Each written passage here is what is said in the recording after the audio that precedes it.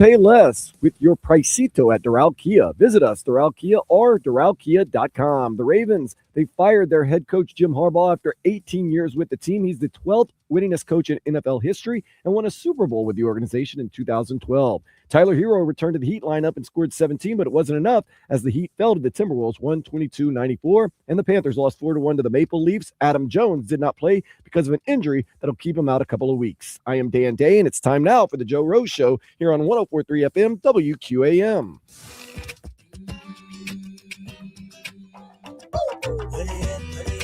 Yes. Good morning to everybody here on a Wednesday. Man, we are getting ready for a little Thursday, UM and Ole Miss, Friday, Indiana and Oregon, and then the first round of the playoffs in the National Football League. Man, if you like football, and we're down to the Final Four in college football, which, by the way, I like this system. I'm not saying it's perfect, but it's pretty damn good. The Final Four teams, including why I'm a little more excited than usual, is the fact the University of Miami's in it. Dave Hyde's in with us this morning from the Sun Sentinel, all day Dan Day. You just heard him on the update. Big Jamie's in the back there doing all our social media stuff. And I got to tell you, man, the kid does a great job. He's my guy, man. He is fantastic, the stuff he's doing for us here in the morning. So, Dave, I get up this morning, first thing, grab my coffee early this morning as I have a sleeping disorder. I'm dead serious. I think I'm going to go to a doctor. It's gotten bad. I know I'm tired. How much hours sleep are you getting? 3-4 hours? Oh, my 5 God. hours? No, something's wrong. And I didn't sleep all day yesterday. Now, I know this testosterone stuff works, but I'm not going to. It's something else, though. It's like. Maybe you need another drug to sleep. I haven't tried that, but I'm considering it, too. I'm not sleeping well, but I have friends who take, Ambien and other things to sleep. No, I got Larry, our security guy. Love him. He's getting me like, hey, try this and this. And he goes, I'm sleeping like a baby. But you're functioning well on that little sleep. Yeah, but I do know that my body is going to shut down if I keep going like this, like no sleep. And I played tennis for like an hour and a half yesterday. I'm like, something's wrong, man. Something's definitely wrong. Anyway, nobody cares about that. But they do care about your article. John Harbaugh out as the Ravens coach last night. 18 years. I know what I thought right off the bat, and it's exactly what, and by the way, a lot of people thought the same thing, and it's exactly what you have in the Sun Sentinel this morning. John Harbaugh, call him. Do whatever you have to do. Stephen Ross. Go do the drive-by and try to get him, because that would solve all the issues hounding this team right now as far as, who to get. Let them build the organization. You don't have to do it. Hand them the key and say, you go do it, right? And you get credibility, you get a winner, you get leadership, all the things that they don't have right now. You know what's weird? So 18 years. I mean, God bless him. 18 years the head coach is equivalent to out of high school having the same job till you retire at like 70. I mean, seriously, nobody goes 18 years anymore. He is a 44-yard field goal away from winning the division and keeping his job. And they would have kept him. Was it last year that Mark Andrews drops the? I mean, these are the type of things that affect jobs. And so some of the people responded to my column this morning, which was what kind of stuff call were you 1-800. Oh, Harbaugh, he doesn't win. He's only won one Super Bowl, and I'm like, win. Are you kidding me? Who are the Dolphins to any Dolphin fan to say something like that? Yeah. By the way, some of our Dolphin fans and people follow this thing. Look at this thing is in a real bad situation. I mean, we got to all step back together. We're in a bad situation. I feel bad for our coaches, some of our assistant coaches. We don't have enough talent. I feel bad that the front office, we stuck with that front office way too long, and we're in this situation. I said a couple years ago, we went for this complete overhaul with, and I'm not beating my chest. I'm not.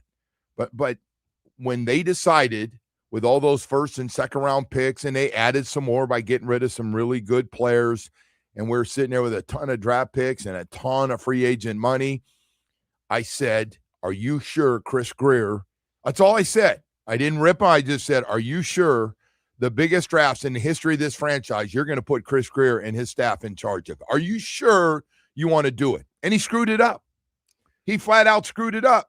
starting with the number one position, and we're finally all going to agree. And if you're still on, well, Tua's going to come back and he's going to be super, go find another show. Seriously, enough of that. To your point, Joe, they had 5 first-round picks and 4 second-round picks in 20 and 21. That's 9 players. It should have been at least half those guys really, really good players. One player probably will be left on the roster next year in Jalen Waddle. That assuming I don't know what they're going to do with Austin Jackson. He's a lot of injuries, a lot of money for that.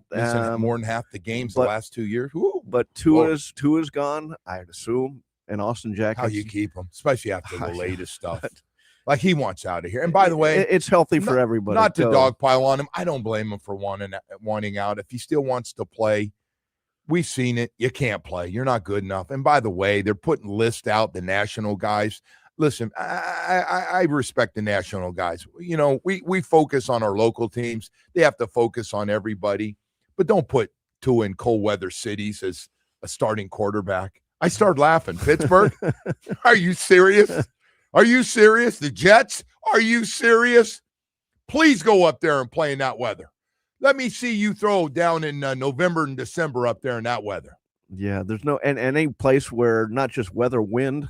I mean, that's all part of the deal. The wind, the rain, the snow, the combo. I don't know how any team could put him. First of all, I don't know how contractually it would work that any team could take him on. Obviously, had to be some. He's going to get cut. This thing's lean. This thing is going. And any team that wants him would wait for him to get cut. Yeah, and then probably some teams are interested. But who's trading for him? Who's going? You know what? That's what we want. A guy that's one hit away from his career being over, that can't move in the pocket, can't get 2 yards on 3rd and 2, can get 1, and can't throw it. Can't make half the throws you need to make. Can't see over the line. And by the way, he's the one that said it. Can't see over the line. I mean, he is, by the way, if nothing else, as bad as he was on the field this year, he was equally bad in press conferences. I mean, it was brutal. Anyway, hey, enough of that. John Harbaugh. I wonder, there is a relationship with the Harbaugh family. We did make a run at Brother, you remember, and we didn't handle that real well either. Mr. Ross and Jeff Ireland jumped on the plane together to go out and see him like yesterday. Tony, remember, I was sitting there. A lot of people were sitting there waiting for the press conference after it all fell through, and Tony found out about it, and he was butthurt about the whole thing. And why I don't get now. Coaches can replace players, fire assistants, do whatever they want, but anytime an owner tries to get a better coach, then you can't do that. I get. I didn't have a problem with that. The optics are bad, but I didn't have a problem with. I gotta admit, look, in retrospect, I didn't either. So hey, Mr. Jeff, the owner knew how good a coach he was, and he's a really good coach. He's a little different cat. But Jim Harbaugh can coach. In case you haven't been watching the Chargers, they're back in the playoffs again for another year here. And he's got Herbert playing the way since he's been there. Herbert looks like, Herbert was second, not only throwing touchdowns, running for quarterbacks, right behind Josh Allen. I didn't realize. I mean, he's always been a great runner in Oregon. He's been sacked the most. He's durable. He's playing with a broken hand. I mean, 2 tackles. It just makes me nauseous when I think, tackles. How could you pick Tua over Herbert? I mean, what world? And boy, I'll tell you what, though, that when you mention that, and there's 2 things when you mention how do we take Tua instead of Herbert, and you talk about all those extensions on those contracts we're giving out. Yeah. And boy, I'll tell you what, they all run out the door and they start pointing at Chris and the rest of them are like, we never liked anything we're doing. And now they're leaking stuff out to some of the media. Wasn't me. I mean, you're talking about moves that have set us back. And it's so frustrating. I get, I'm always going to root for the team. I am. But I had a gutful. I've just had a gutful of stupidity. I think they made a shrewd move yesterday, though. Let's start there. In that they announced their list for general manager candidates, right? I said yesterday, it's a good list, whatever. And then came the Harbaugh news. Oh, and they put one more name on the list. I like that. And that was Chad Alexander from the Los Angeles Chargers. He works for Jim Harbaugh. He used to work in Baltimore's organization. So John Harbaugh, you talk about a signal, a flare going up. We want you, John Harbaugh. And you can build your organization. And his agent said 7 teams have called in the first 45 minutes. Harbaugh's agent did. No, he's going to get. If he wants to work. Whether he or Tomlin, we're going to have a lot of people. The question is, does he want to take a year off? Some guy, is he done? I don't think so. I think he just wants a fresh start, and I think he's like a lot of guys. They're motivated to get right back in it, Andy Reid-ish, and go to another team and show them that I have passion. This is what I do. The question is, now he's in a situation he can look and see he knows all the people, all the players, everything. What situation. He's done a lot of winning in the regular season up there. A lot of winning in the regular season. I said regular season. They've had some great teams that have been knocked out in the playoffs early. I get it. I saw Mahomes get them. We've seen a lot of teams go up there and knock them out. But they win a lot of games. Hey, Lamar Jackson has won a lot of regular season games. And before you start rolling your eyes, that's not what it's about. We haven't won a lot of regular season games. We are now officially the 3rd best team in the AFC East, and the Patriots just doubled us in wins. Here's the question. Does another team have a quarterback? Remember he picked the Chargers because I'm sure Justin Herbert was sitting there, and that's what you need. You need that quarterback to have a chance to sustain winning. And I looked at, Atlanta doesn't have a quarterback. Cleveland. I mean, you go down the list. Well, Atlanta. So it's funny. I just happened to spend a little time last night going through this quarterback situation, and it's interesting. So I think they're going to stay with Michael Penix. Yeah, he's only been here. This is his 2nd year. He played 9 games. He was hurt. He was okay. J.J. McCarthy. What's Minnesota do? There's another guy. He's had a few good games, but at the end of the day, had more interceptions and touchdowns. I think they're about ready to throw the towel in on him now. That 2024 NFL draft, Caleb Williams, Drake May, and Bo Nix all won their division and had big years. Drake May be the MVP here pretty soon. He's going to be a finalist for sure. I don't know if he'll win it or not. The guy Stafford out in L.A. is not bad either. Stafford had 15 more touchdown passes. That might count for something. For a guy but May's great. He's 2nd year. Are you kidding me? But and Jaden Daniels, Washington's going back with him. Rookie of the year before. Phenomenal player, but 7 games and always hurt. But Dave, I was looking. The Jets definitely need a quarterback. I hate this. I hate this day. Because you start looking at all the teams that need quarterbacks, and you start going, what's in the draft, and then what's out there as a backup, basically. So the Jets need a quarterback, no question about it. The Dolphins definitely need a quarterback, no matter what they're selling you, whatever Kool-Aid you're drinking, they need a quarterback. They don't know if they have one, if we're talking about Quinn Ewers. The Browns looking for a quarterback. The Raiders, I'm guessing they're looking for a quarterback. Have to be. Yeah. Geno Smith got a nice little contract. Cardinals definitely looking for a quarterback. By the way, the small thing is not so cool now. The small thing was kind of in for a little while. The small quarterbacks are. Which of those teams is the best? If you're Harbaugh, and because I'm sure he's looking at all these teams saying, okay, what's the best situation to go to of the fire jobs? Yeah. I hate to say the Jets have they have a lot of draft picks. They can take a quarterback. I still don't know that they're a little bit like us. They're the same. I don't trust the high structure of the team. Right. But by the way, I don't even do the coaching anymore. I go to the top. I think the Dolphins have a lot of really good coaches. I really do. They've got a lot of really good assistant coaches on that roster, on that team. I just think those moves, and you think about this. I hate doing this. This is 25. I've been on the radio. Dave, you've been writing through all this. The elevator keeps going down. It can't go any lower. Down. Yeah. Don't say that, Joe. It can go lower. We've been lower. We have 115, right? We did go through that, but it's just and I look back at who we let you just talked about it. Two things. We let those guys, when we had all those first and second round picks and a lot of free agent money also in that time period, and we didn't get enough out of it. We put a guy that wasn't prepared with the front office to give us the best players. They didn't do a good enough job. They thought tricking the system, tanking 1 year and getting draft picks, and then flipping it and getting a lot.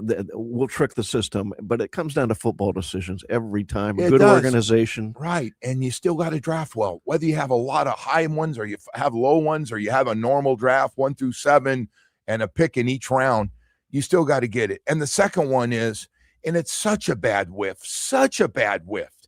Tua and Herbert. One's weatherproof and the other one's only indoor, and still not very good.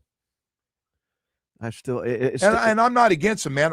His comments, I thought about him. So a lot of people are pissed. Anything he says about dope, and it'd be dope to get a fresh start. And he's right. He knows it's over here. How many franchise quarterbacks get benched with 3 games left?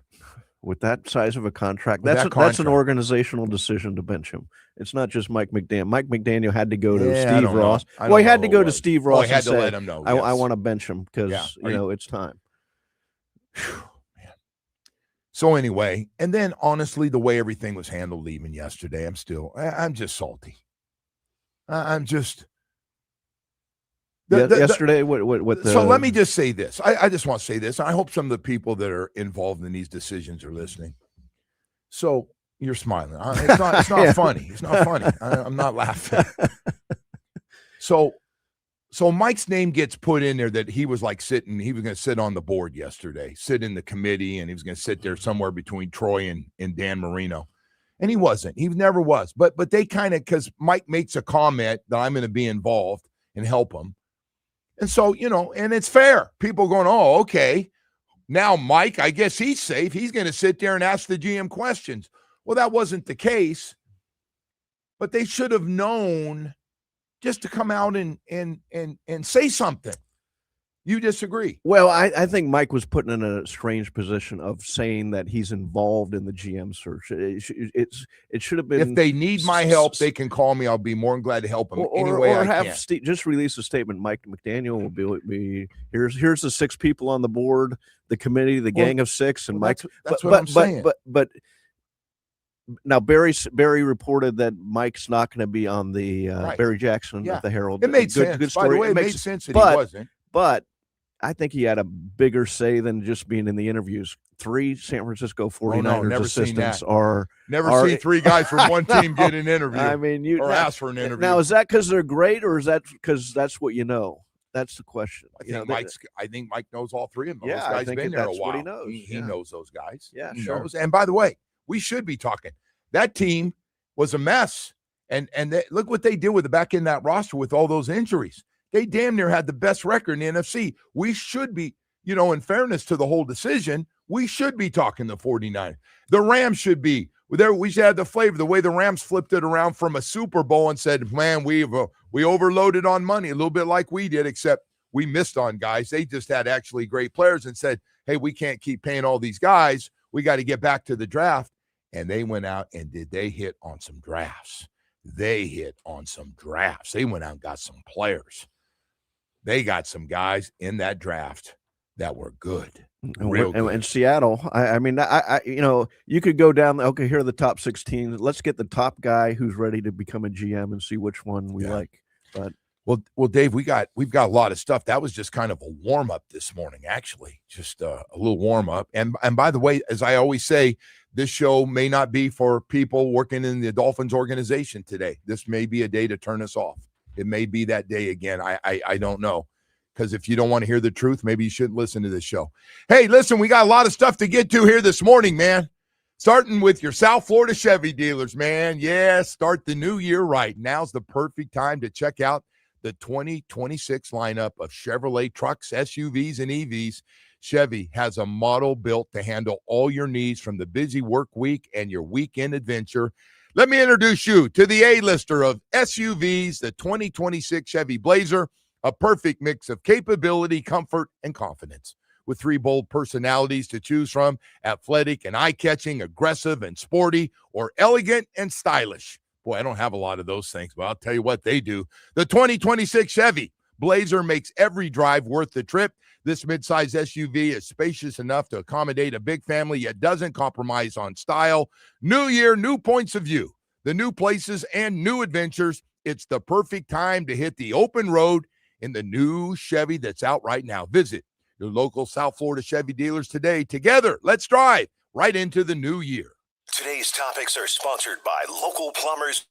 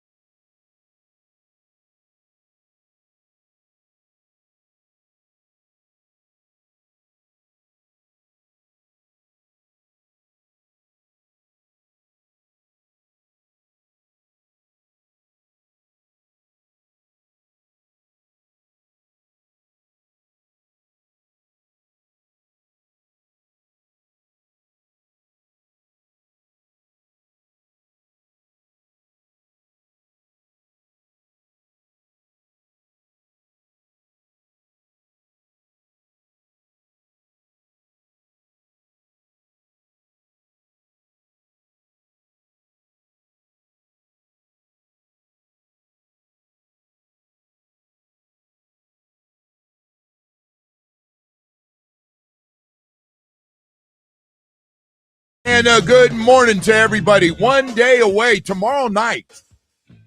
Never thought I'd be saying this. Of course, there's been a lot of things recently I've been saying. I never thought I'd say this.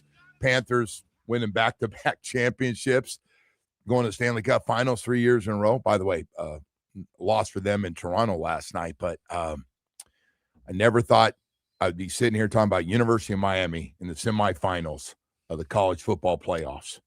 And with a good chance to win that game. Won't be easy. Ole Miss is really good. Charlie Weiss Jr.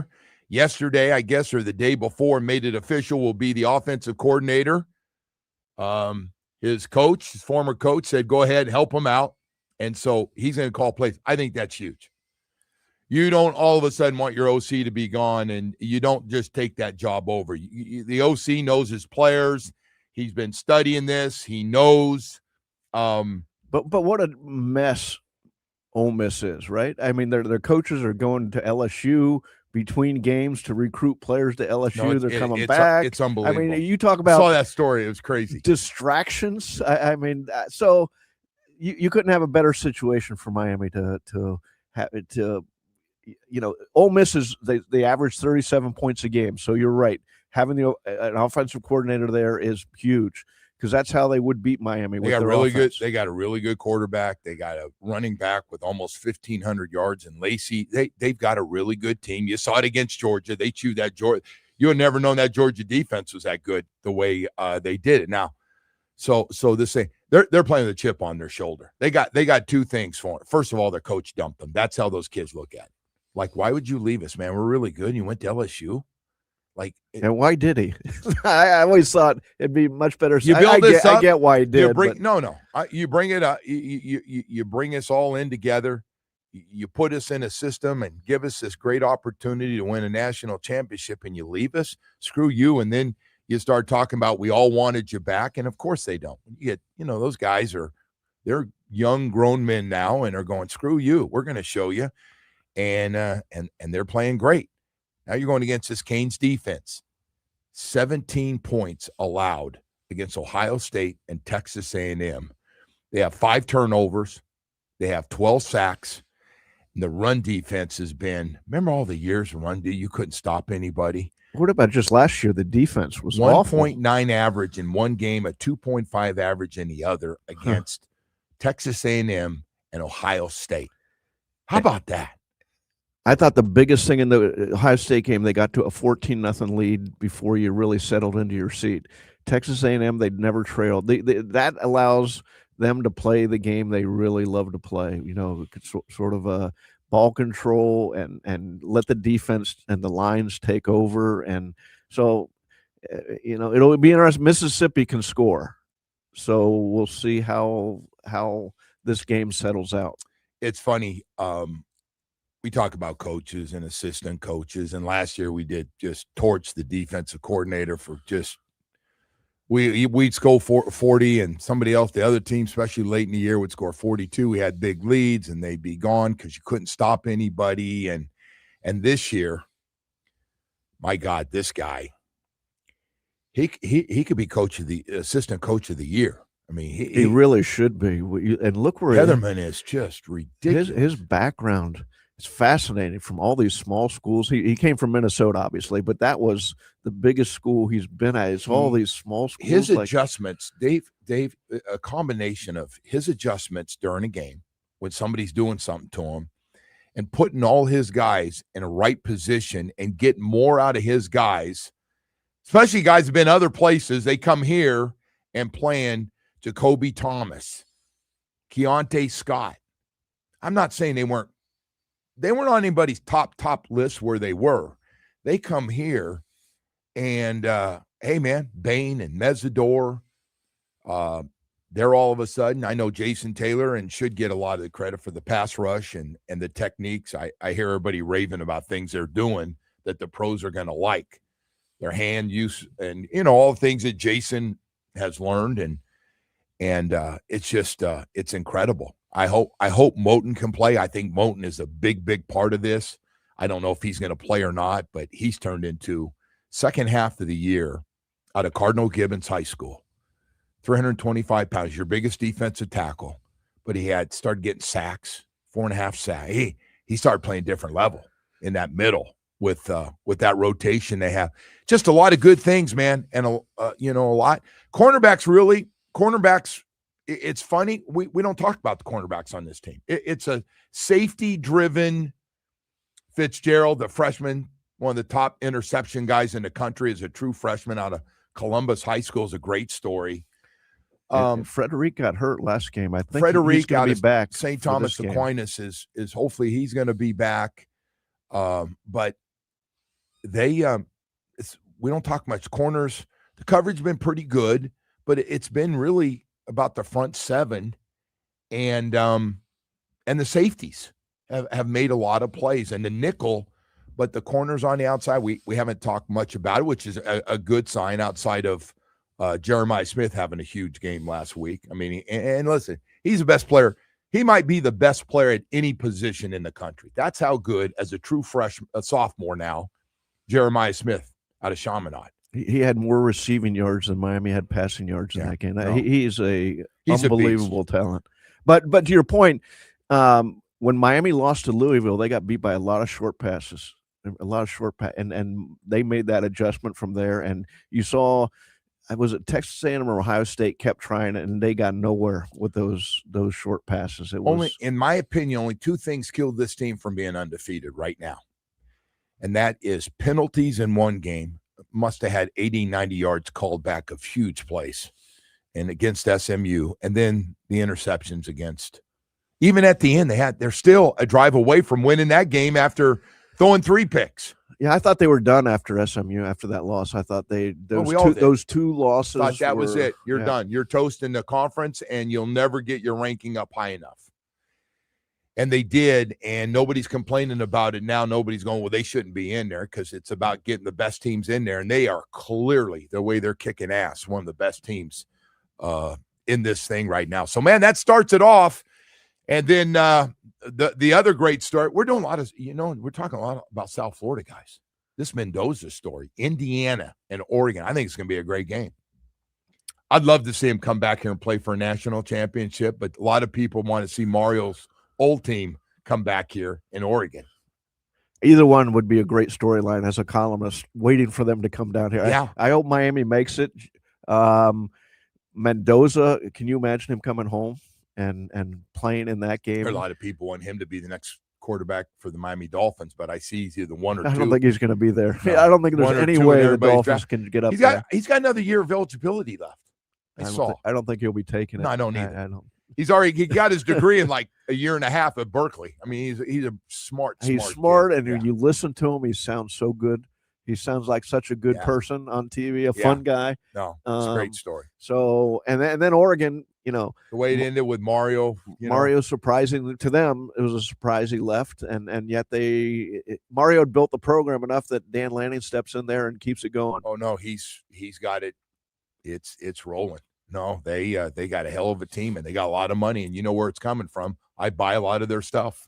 You need to buy more of their stock. Their stock isn't doing too well. Oh, it's not? No. Okay.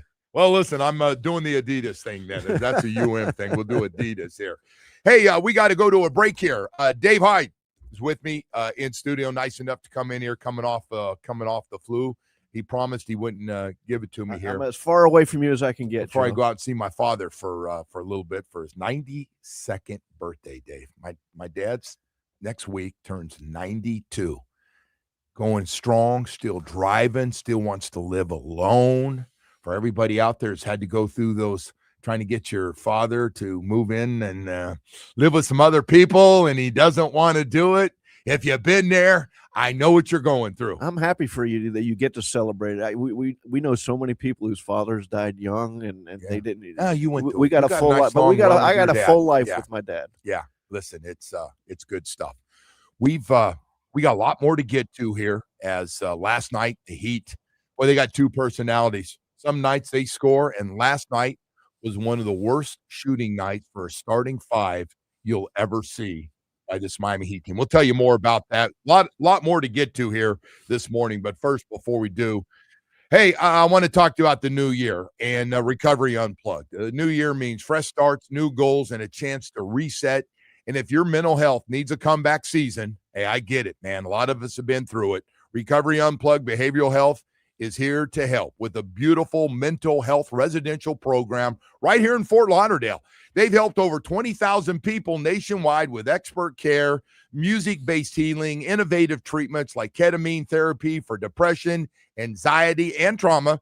So make this the year you put yourself first. Do it. You owe it to yourself. Call 954-737-4508. That's 954-737-4508. If you're going through it or someone you love's going through it, visit recoveryunplugged.com. New year, new you, Recovery Unplugged, heal out loud. Let's go. Turn me up.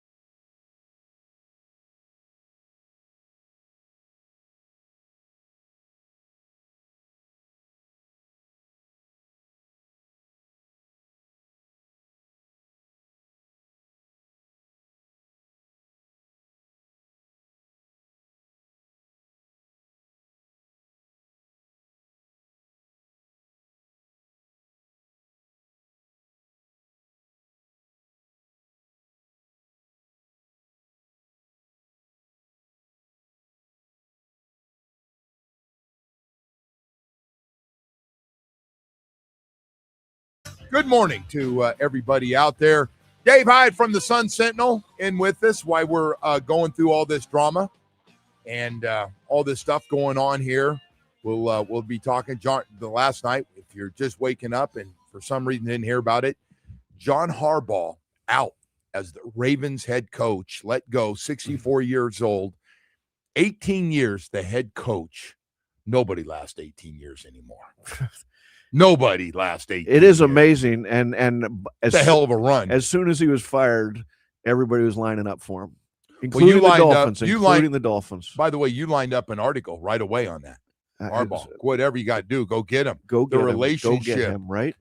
Jim Harbaugh and Stephen Ross have a very, very close relationship. I don't think that's breaking any kind of news there.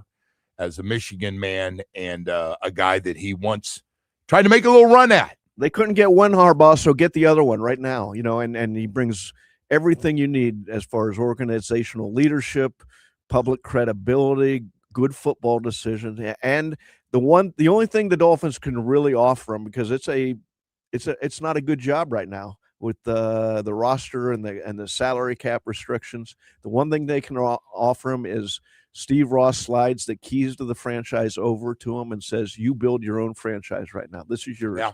And to that point, they already, after they put this list together of GM candidates, which over the preceding weeks they put it together, I'm sure, because they hired Troy Aikman as a consultant and all this stuff. 6 names came, they announced, and then late yesterday afternoon came a 7th name, Chad Alexander, LA Chargers. He works with Harbaugh's brother. He used to work in Baltimore. They've done a lot of that. So I think that's a bat signal going up saying, "We want you, John Harbaugh." Yeah, that's an interesting one. So if you're John Harbaugh, you're looking at all these jobs because you're gonna get a call from all these teams: Arizona, Atlanta, Tennessee, the Giants, Cleveland, Las Vegas, and now Baltimore. Right, all looking for a head coach. I think you agree with me on this. The best job right now of all of them is Atlanta. I think Atlanta's got a really talented team. You know what? Here's the question. As you went through the list, what do you think? They got 2 personalities. They either get blown out or they hammer somebody. What do you think of Cam Ward? Ultimately might be a decision too, because you can rebuild the roster if you're John, but you need that quarterback, and they're opposites almost. Atlanta has a really good roster, I think, but I don't know about Michael Penix's health, and he's really up and down. Cam Ward, we hammered them. Listen, we didn't hammer a lot of people. We hammered the Atlanta Falcons, and that was my shock of the season. It wasn't the Buffalo game; it was the Atlanta game of the way they beat them up, because that team, they had a running back which we stuffed. He didn't do anything against our front 7 defensively, but what do you have, over 2,000 total, 2,200 total yards? Yeah, this was after Rico Dowdle and others ran through the Dolphins for career highs. They got good receivers. They got their tight end, their high kid from Florida, got his career going. They had a lot of good players and pretty good offensive line when healthy. That starting 5 is so anyway. This whole thing just got a lot more interesting as I believe the committee continues today, interviewing more people, try to get that done as quickly as possible and make some decisions with all this stuff leaking out and trying to figure out. We know Mike wasn't sitting in on the interview. Yeah, but I think he did something more important than sitting in on the interview. When you look at the list, and there's 3 San Francisco 49ers. He was definitely involved. And so he knows those guys. They asked their questions, and they should have. Hey, Mike, tell us about these 3 guys. And I think, look, if Mike's here, which right now it sure looks like he will be, you want him to get along with the GM. I mean, that's part of it. So I don't have any problem with that. Yes, you have to have working relationships. There's just, oh, man. There's some things that need to get cleaned up that we do. Everybody's got to be on the same page. And it just hasn't been that way. I don't know about certain people that are involved. I don't know. Oh, man. Let it loose, Joe. I I'm not as high on Brandon Shore as everybody else is over there. I just don't like. He's been given all this say so and stuff, and why? What am I missing? What I mean, I get the salary cap. I get he knows the salary cap. Somebody's got to know it inside and out. And doing contracts and looking out for the organization financially, which, by the way, you did a crappy job with those contracts you gave out a couple years ago on extensions. But go ahead. Well, here's what I would say to counter. And again, I don't know Brandon Shore, to be honest. I don't know him at all. But the organization, I really don't know him. The organization was so dysfunctional under Chris Greer. He's the one who stepped up to say, he should be number one. Do that. Yes. We can't do that. We shouldn't do that. And they did it, and they did it, and they did it. And so they're in salary cap hell. But I think Chris just gives in to everybody. And I don't think he could stop. It was just his personality. Like, I kind of want to do this. And they go, no, we're going to do that. We want this. Okay, I get it. I get this. So, if you think this is. But he was like enabled for his whole career. Every time he said, okay, you do that. Then he'd say, hey, I just did what they wanted me to do. I gave him, and he got promoted, and he held the job. Corporate survivor. Yes, he is a great corporate survivor. Everybody works with one of those guys. Well, I tell you, who's the great corporate survivor right now is Mike McDaniel. How did he separate himself from Chris? I thought they were married at the hip. How did he separate himself from Tua? We have a history of that, though. Certain people go and certain people staying. Like, huh? I didn't think Mike would be able to survive without Chris and Tua, and he has, and that's a good point. That's a great job. Point. Good job, Mike. I Tua and Mike, and that was the thing, man. What Mike? Listen, Mike, in my opinion, got a lot out of Tua.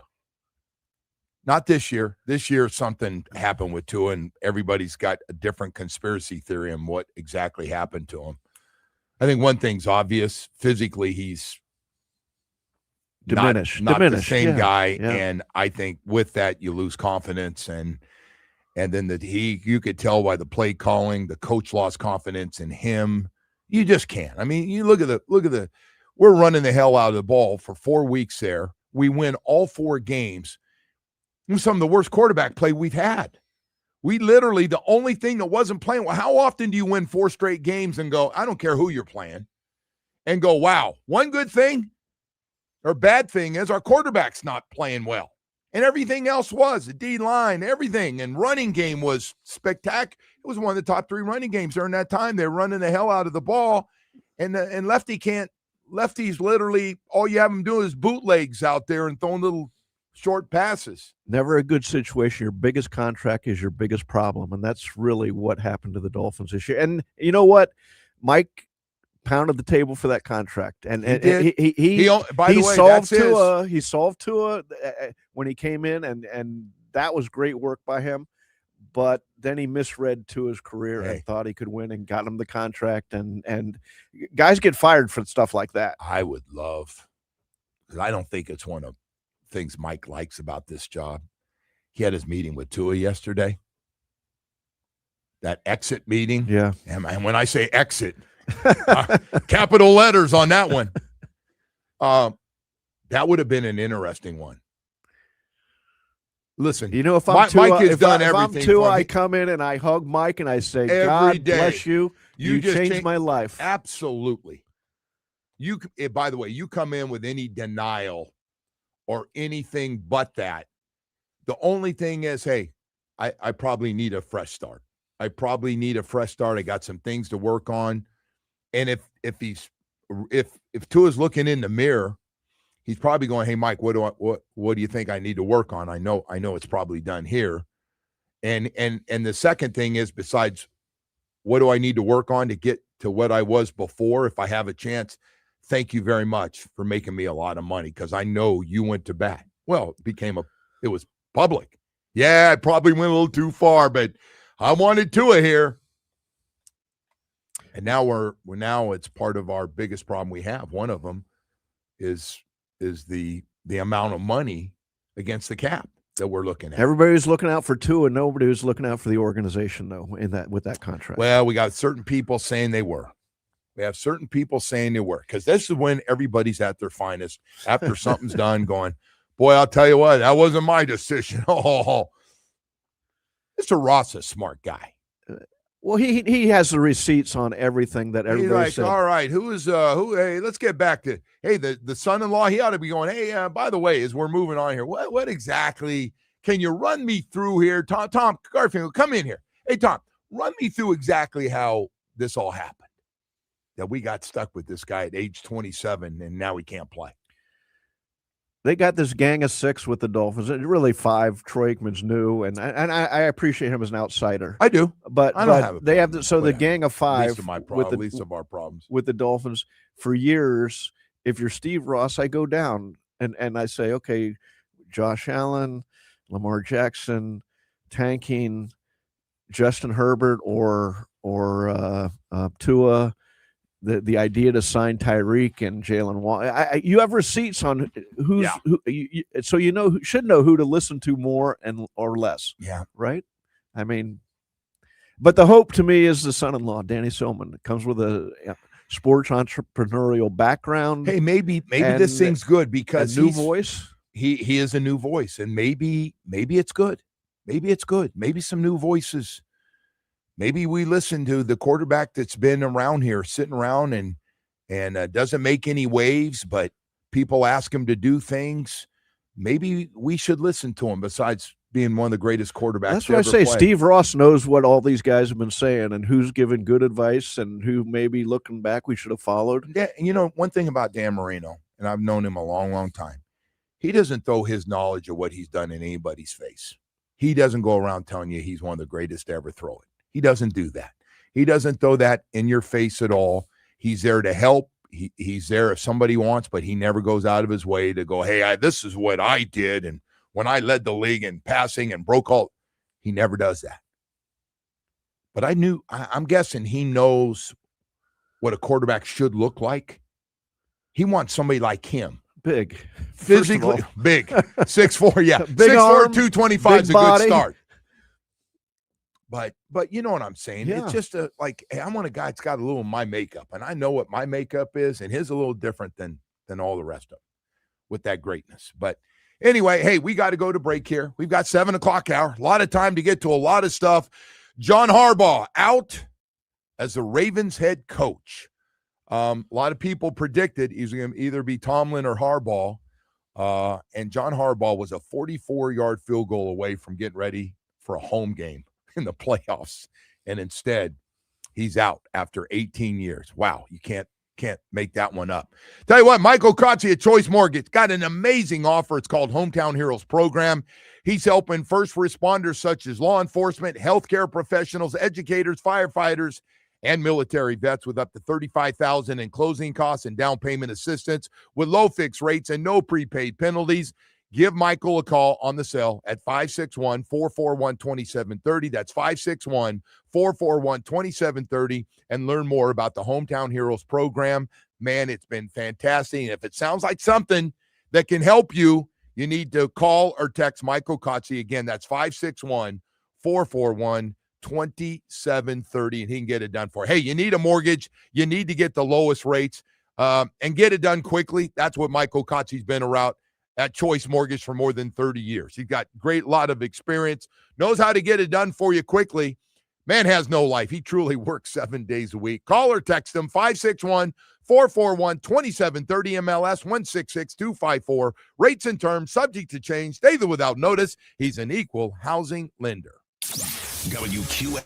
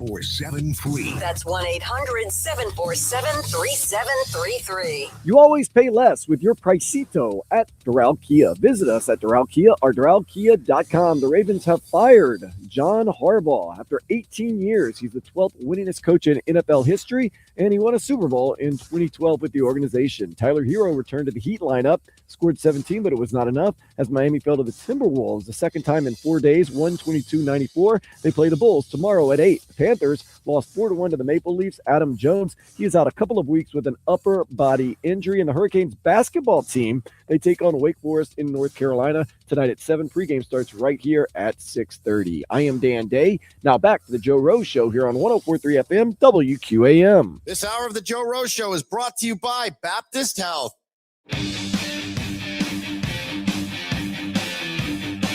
All right, welcome back for the 7 o'clock hour. Good morning to everybody out there. A lot of stuff going on last night. The Heat in action, as you just heard all day Dan Day talking about, who's with us today because Hollywood's got some basketball games. Joe Z, of course, getting ready for semifinals of college football. God, I can't believe every time I say it, it still sounds amazing. Of course, Dave Hyde from the Sun Sentinel in with us as well this morning. But last night, the Heat, I didn't get to see all of it last night. I had to get up this morning and cheat a little bit, but they get knocked around pretty good late. 122-94, as we were just talking about. They shoot 36% from the field. So Wiggins, the starting lineup was Wiggins. He was 3 for 10, 10 points. Bam had an awful night. 3 of 11, 7 points. Ware, 3 for 10, 7 points. And Mitchell at guard was 2 for 11 and had 4 points. Norman Powell had a Norman Powell game. He's been unbelievable. Norman Powell has been like this. What a great pickup. 33 years old. And you look at his stats, he has big stats everywhere. And yet he came here kind of as an undervalued or below the radar name, I guess, in the NBA. He's been a real consistent shooter. He's been great. His numbers have been great. So anyway, the 4 starters they end up going 11 of 42 for 28 points. You can't have 4 of your starting guys going for 28 points and expect to win. So at some point, for all Spo, the way he changed the system and for the first 20 games or so, they were great, leading the league in scoring, et cetera, et cetera. At some point it comes to your talent, and they don't have they don't have a superstar, offensive superstar. Can they get to 10 games over 500? Can they get to 8 games over 500? Do they have the talent to do that? I mean, they got some big wins this year. They do have some really good wins. But then you see them like last night. They shoot 36%. And by the way, Tyler Hero was back coming off the bench last night and slowly getting him back. He's missed a ton. He's played 6 games until last. I think that was the 7th game. And we're getting towards the halfway point of the NBA season. So that was a story there last night. Panthers 4-1 loss in Toronto.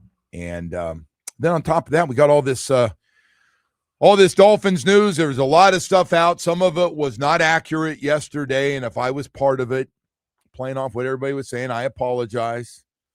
Mike McDaniel was not sitting in there next to, drinking coffee next to Troy Aikman and Dan Marino. He's over working on his halftime adjustments and who he's going to keep and things that they can do better. And if you need some help, I can tell you about the 3 guys you're going to interview from the San Francisco 49ers. Very, very, and I'm glad we are, because the 49ers, what they got, that guy could be coach of the year still. Shanahan.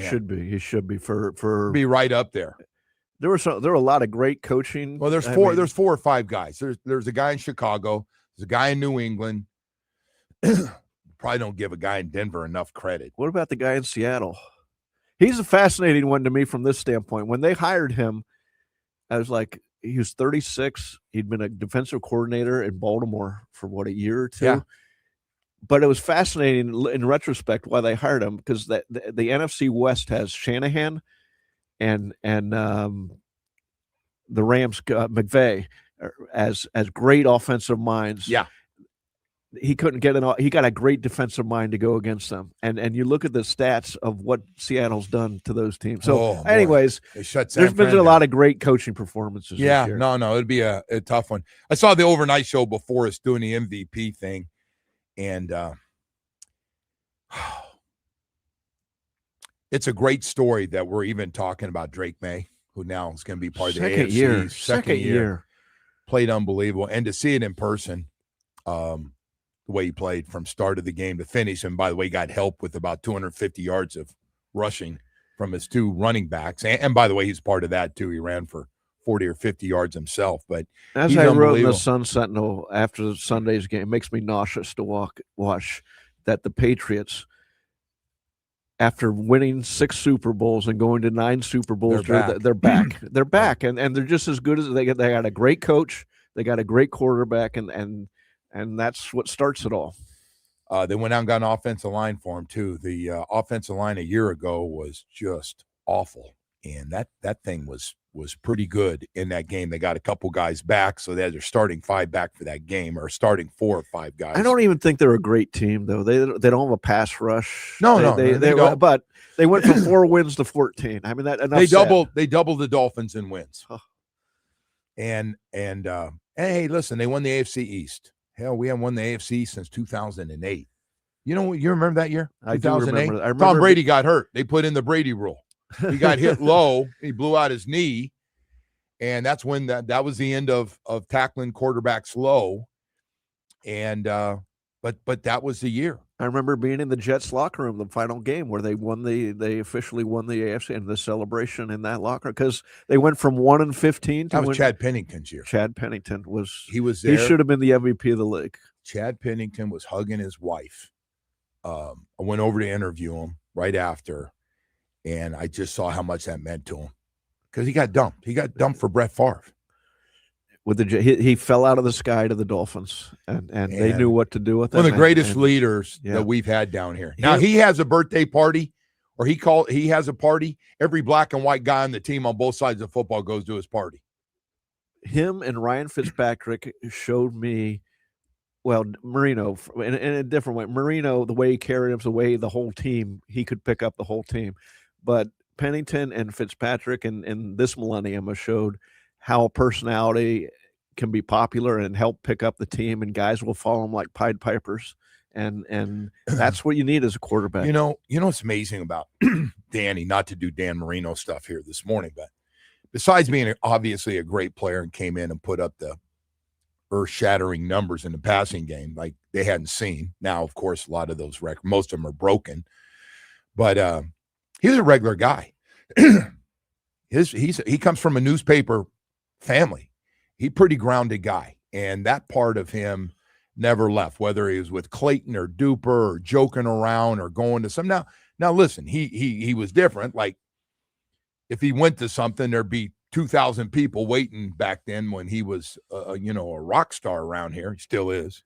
I mean, he knew he was great, but to your point, his family is very grounded. His dad, if you were like, you got to know him a lot better than I did, but I talked to him once in a while. He's very grounded. And I remember when Marino signed the biggest contract, was it 5 years, $25 million, which, I was talking to his dad, he said they never would take vacations. They didn't have money to take vacation. Yeah.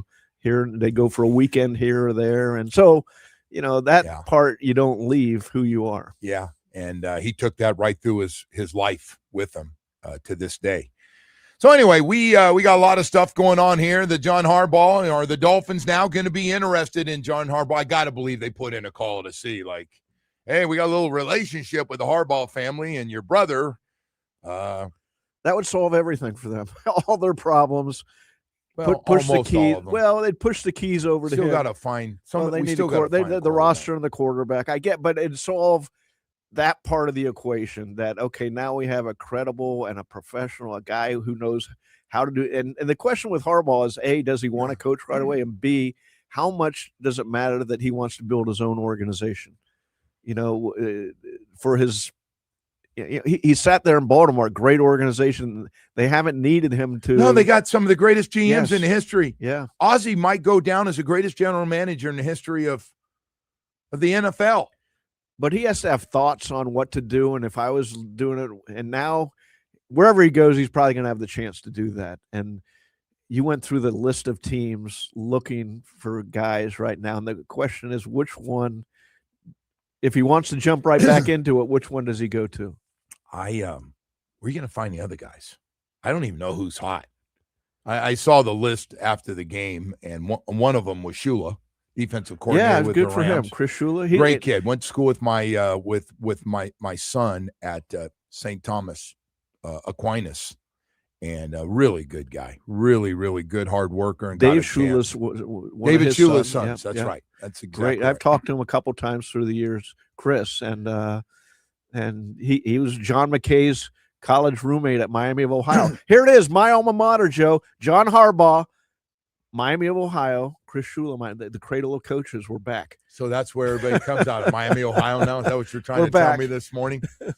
So we have all this. And by the way, that list of names, I didn't know who all the assistant general managers are. I'd be lying to you. But I do know when you start talking about the Rams, the 49ers, the Eagles, they got the right list, whether Troy put it together, the team, and the right guys, assistant GMs, guys that are really involved in everything that's going on. And then in the case of the 49ers, they got even below assistant GM, the next two guys, basically, that run scouting and other parts of the roster. And that's a good group to work with. Good group to work with. Yeah, there's pedigree on the list now. The thing is, none of us know what happens behind the curtain of who's making decisions and who's smart and who's. So that's why you get somebody like Troy Aikman in there who's talked to the hierarchy of those teams, or Mike. Mike knows all those San Francisco guys on the list, I'd assume. So, but the fascinating decision to me was to late yesterday afternoon announce that we got a new name on the list, and that's Chad Alexander, the LA Chargers, who works with Harbaugh's brother and used to work with the Ravens organization. So that tells me they're sending a flare up that we want. Interesting you. one, yeah, interesting for sure. So this thing will get interesting. You said something. You've been on this for a while, and I totally agree. This just can't be a GM coming in there and sitting in the middle, stuck with the way all these people have been doing the old-fashioned way has not worked around here. We need new eyeballs, new brains, new bodies. I'm told they're going to rebuild the whole scouting department. You have been told that? Yeah, the whole personnel That's great side. news. So, I mean, not only Chris, but his top two lieutenants. Well, they're gone fired. already. Yeah, they were gone quickly. I think we were over in Madrid, and they said, hey, by the way, did you see what just happened? And then I find out one had been here 20 years, the other 25 years. There you go. That's hello. It ain't worked. Oh, I'm not making fun. No, I don't want to hear you don't have final say. No. I was told when Steve Ross decided to fire Chris that they're going to pull the whole scab off and start anew and rebuild that side of the football. And that's good for them. That's a smart thing to do. It's necessary. It's overdue, to your point. 20 and 25 years, those guys have been. Chris was over 20 years. I think he came in like 2003, 2001. Oh, Chris got a lot of years here. Yeah. Hey, Chris did just fine for himself. Don't feel too bad for Chris' career. He's been general manager, assistant GM. He's had all the jobs in the organization, which pays really good money. I'm sure he's just fine. Sure, his portfolio looks strong right now. They needed to rebuild that the personnel side, the scouting, because you look at their drafts, you look at their football decisions, they haven't been very good. Move up, move down, move all around. It's not good enough, man. It just has not been good enough. The team knows it. We'll find out what exactly is going to happen here. You think we find out something this week? Is that too early? Well, the question is, what is Harbaugh? He's probably not going to be rushed. Senior Bowl's coming up. I'm talking that GM thing. Senior Bowl's coming up.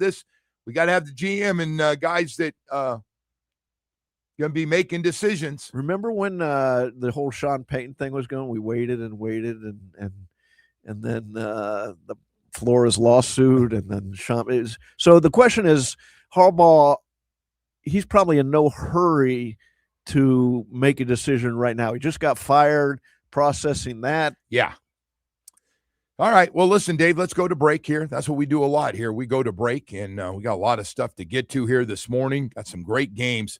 Well, I'll tell you what, if you like meaningful college and pro football games, this is it. Final four, including University of Miami and Ole Miss tomorrow night. It kicks it off. Then Friday, Indiana and Oregon, and then right into a heavy schedule Saturday and Sunday of NFL wild card playoff football. Can't beat it.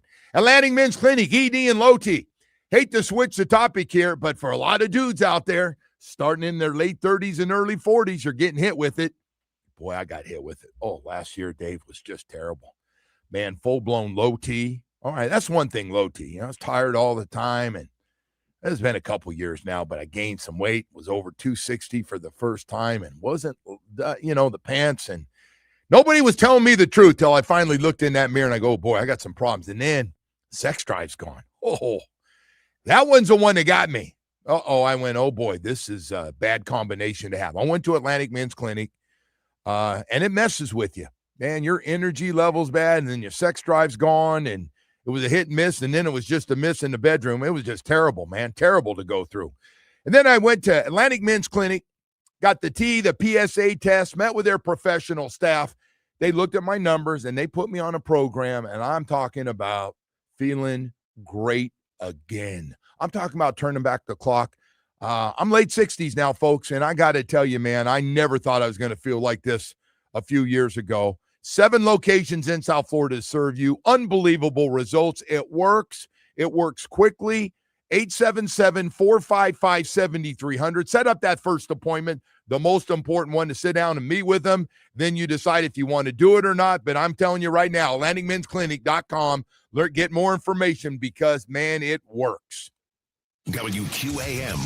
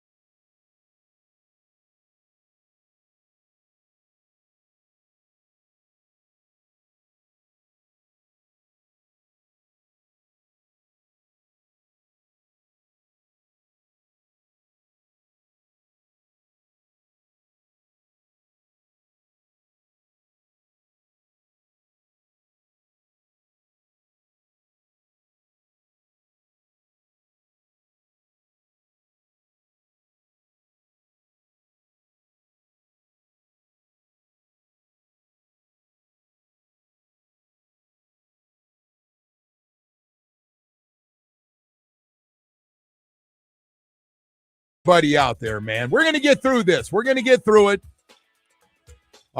Baby steps. Been 25 years. Did I really just say that? Is it 12 steps? 12 baby steps. One of the counseling. I feel like some of that stuff I just said. Listen, counseling. One so good many day. times. One good day. One good hour. We're just going to take it one step at a time, Joe. We're going to get you back to where you need to be again. We can do it. We can do it together. You're very immature, but we're going to work on it. We're going to get some things going for you here. So, we're trying some new things, man. We're trying some new things. I just hope we don't get suckered into keeping still some of the wrong people around here. That scares me. I mean, it's not a coaching. I'm talking above the coaching. I'm talking about a different floor of people. I like most coaches. I do.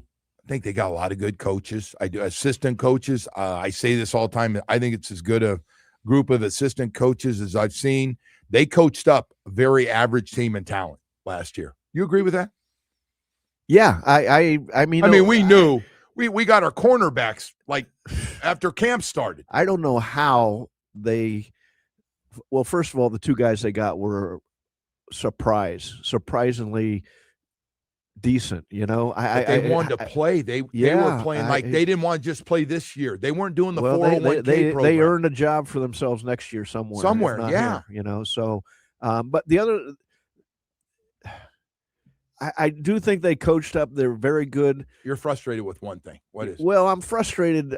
They played a lot of rookies, and I don't see any of those rookies. I don't see any of them saying, well, this guy's going to be really, really good. I agree. And that's sort of the foundation of tomorrow, of where this, that was the hope this year. Nobody can tell you that anybody in this draft class has a chance to be a star player. They have not seen enough. That's the disappointing part. And by the way, a lot of them, you want to talk about slow start.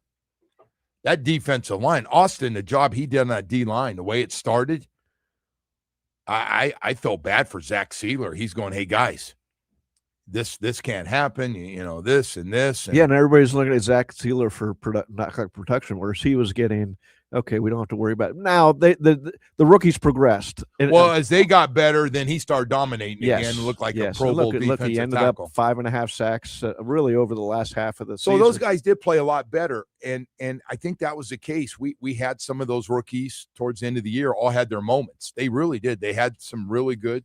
Jason Marshall had a couple real nice, but we didn't see enough to go, wow, boy, did we hit big. Right.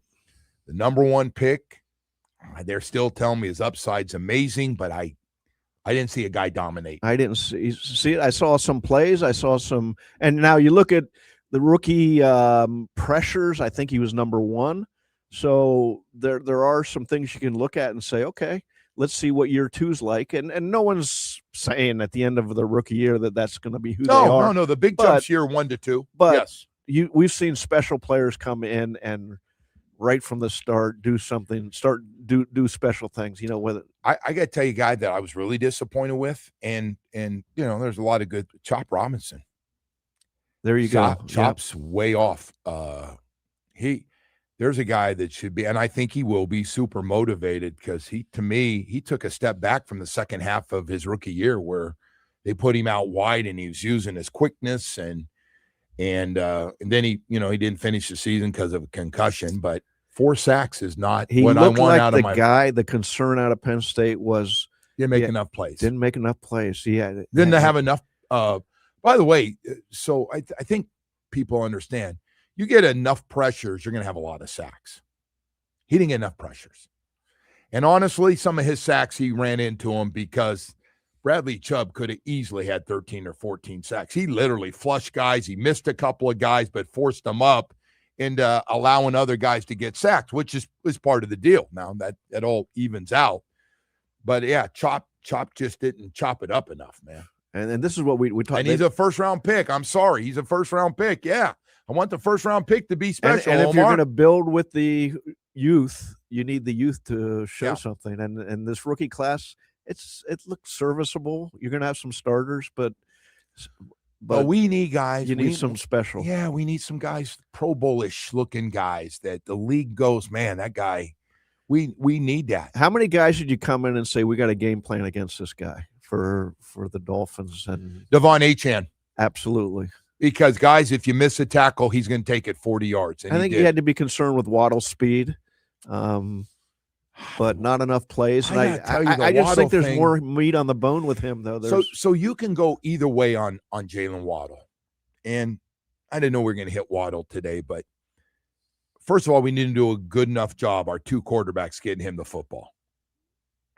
I don't buy that. Well, they took him out, and then Lefty makes one of his classic after the game, I couldn't see over the top of the offense. Like, just stuff like, really? Did you really say that?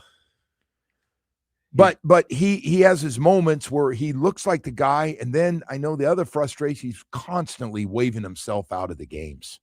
And I know he played most of the games, but he waves himself out like, I need a break. I have seen moments where he is really good. He runs some routes sometimes, corner routes, and he's got, the great speed, but we're not getting enough out of him. And part of that's on the quarterback, part of that's on the coaching staff, to find ways to get. That guy should have been, he shouldn't have not, with the other guy out, you shouldn't have 900 yards of receptions. Do you wish they traded him to Buffalo at the deadline for a first-round pick? I don't want to do anything to help them for a first-round pick next year or whatever they were going to do. Yeah, no, you've got to keep him. I got a lot of people don't think he's a number one receiver, think he's a really good number two receiver. But that's such a crazy discussion, because go down the list of receivers in the league, there's probably 10 number one receivers. It's not a long list, but that's the really point is he a good receiver? Debate. Is he a good receiver? So let me ask you, does Cincinnati have two number one receivers? Yeah, they have two. I just want to make sure. Yeah, but do the Rams have two? They have one. You don't buy Devontae Adams. Not at 32. I mean, he's very good receiver. He's a very good, but number one, if he's really good, because Puka is on the other side and gets a lot of attention. And if he was the number, for Adams, that's. But you go down. New England doesn't have a number one. Does Denver? Does Seattle? So yeah, Seattle does. Yeah, Seattle's got number one Seattle now. Does. One of those Ohio State dudes. Absolutely. One of Brian Hartline's pride and joys. Boy. Man. Ohio State had 7 5-star recruits at receiver. Brian Hartline just was bringing them through there. And we're on the Dolphins. To me, to your point on Chop Robinson, they're going to probably have to move on from Bradley Chubb, because I'm going to do everything I can to keep Bradley Chubb. I am a huge Bradley Chubb. Hell, I might go and get a Bradley Chubb jersey. I like Bradley Chubb. He won the Good Guy Award this year from the media, he did. So all the media like him. Yeah, he's a good guy. I didn't know that. He's a legitimately. He's always been a good guy to me, whether he's hurt or playing well. He's the same guy. Jordan Brooks, please come back and play as long as you want. Anybody plays that hard when you're 1-6, and has an elbow problem or something. He's wearing that brace on his. There was something. How about Aaron Brewer? Yeah, plays the last game. He didn't need to play. He's rated as one of the highest rated centers in football. Guy said, "No, why are you playing in this game? I think he missed one game his last 5 years or something like that. He missed the game before. Yeah. No, he's been phenomenal. Just incredible. Hey, so anyway, we got to go to break here. We've got a lot of news, a lot of stuff to get to here. I believe the general manager search and interviews continue today. Fascinating drama with that GM search all of a sudden last night with the Harbaugh firing. But I got to tell you, at the end of the day, one man makes the final decision. He's the one that bought it. Am I right on that or no? At the end of the day, they go. Absolutely. He listens to everybody. I think he's good at listening. And then he goes, okay, thanks. Really, he decides who to listen to. And again, I think the son-in-law being in the mix, new voice, I'm curious to see. I think he has a big say in what's going on. It's a big one to get that right guy to run this thing. Again, we need, Dave, you've been on this for a long time. We need some new eyeballs and some new brains in that building. It's just the loyalty God bless. I love loyalty. I do. I love the loyalty of this guy. When you're winning, it's easy to have loyalty. When you're losing, that when you have layers and layers of losing in different eras, and then the Miami Dolphins should never go 25 years without winning a playoff game. 25 years. You were at that Colts game when Lamar Smith ran into the end zone overtime. Who would have, if someone told me? By the way, that's the last one. No way. No way. That's the last one we're going to get. Nah, get out of here. Shut up, man. No way. It's true. Hey, all right. We got to go to Baptist Health South Florida. Doing great work, man. I love those doctors over there. I am sold on Baptist Health South Florida. And that great sports medicine program they have put together, I mean, all-star lineup of specialists and doctors, great facilities. That's how you become one of the top sports medicine programs in the country. I know Baptist Health South Florida does a lot of great things, and they're a big part of our community down here. But when it comes to that sports medicine program, I care about it because I've had to use them more than once to get operations, and they're fantastic. Enter Miami. People ask me all the time, where do the pros go? I go, enter Miami, the Heat, the Panthers, the Miami Dolphins, FIU, FAU, high school, college, and professional athletes, not just here in South Florida, but from around the country, come down here to see the specialists, some of the best specialists in the country. I'm talking about knee doctors that do it all. Shoulder, foot, and ankle specialist, hand specialist, back specialist, hip and knee replacement doctors, as well as Achilles doctors. I added that one in there because they're so good at the Achilles. And if you're going through it and you popped it, man, you're not sure where to go to the best, man. They got 3 great facilities for you. Doctors Hospital in Coral Gables, been around a long time. Obviously, Hard Rock Stadium, that new facility right next to the training facility. And 595 and Pine Island in Plantation. Man, I got to tell you, those guys are good. Visit baptisthealth.net/ortho. One goal every day. It's about getting you back healthy, playing the sports you love the most. The Joe Rose Show.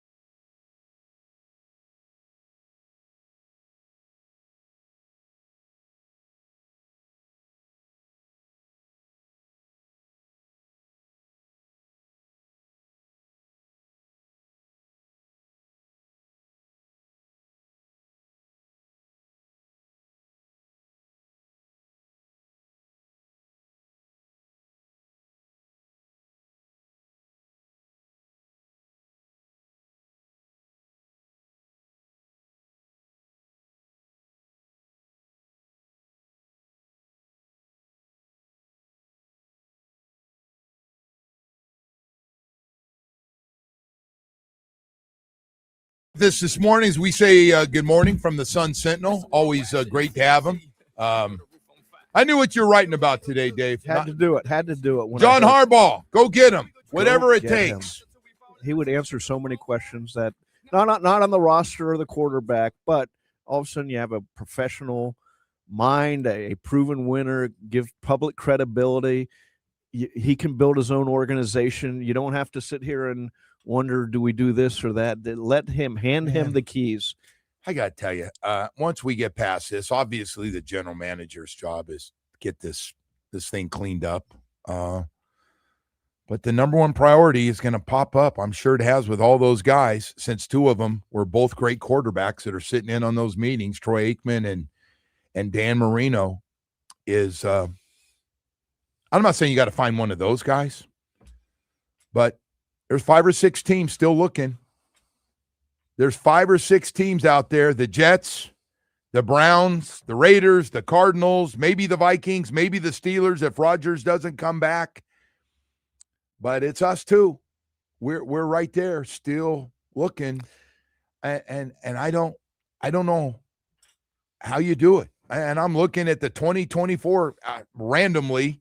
We got talking early this morning. All Day Dan Day was in here. We started talking about that 2024 NFL draft class of quarterbacks, and it was a home run. Caleb Williams first.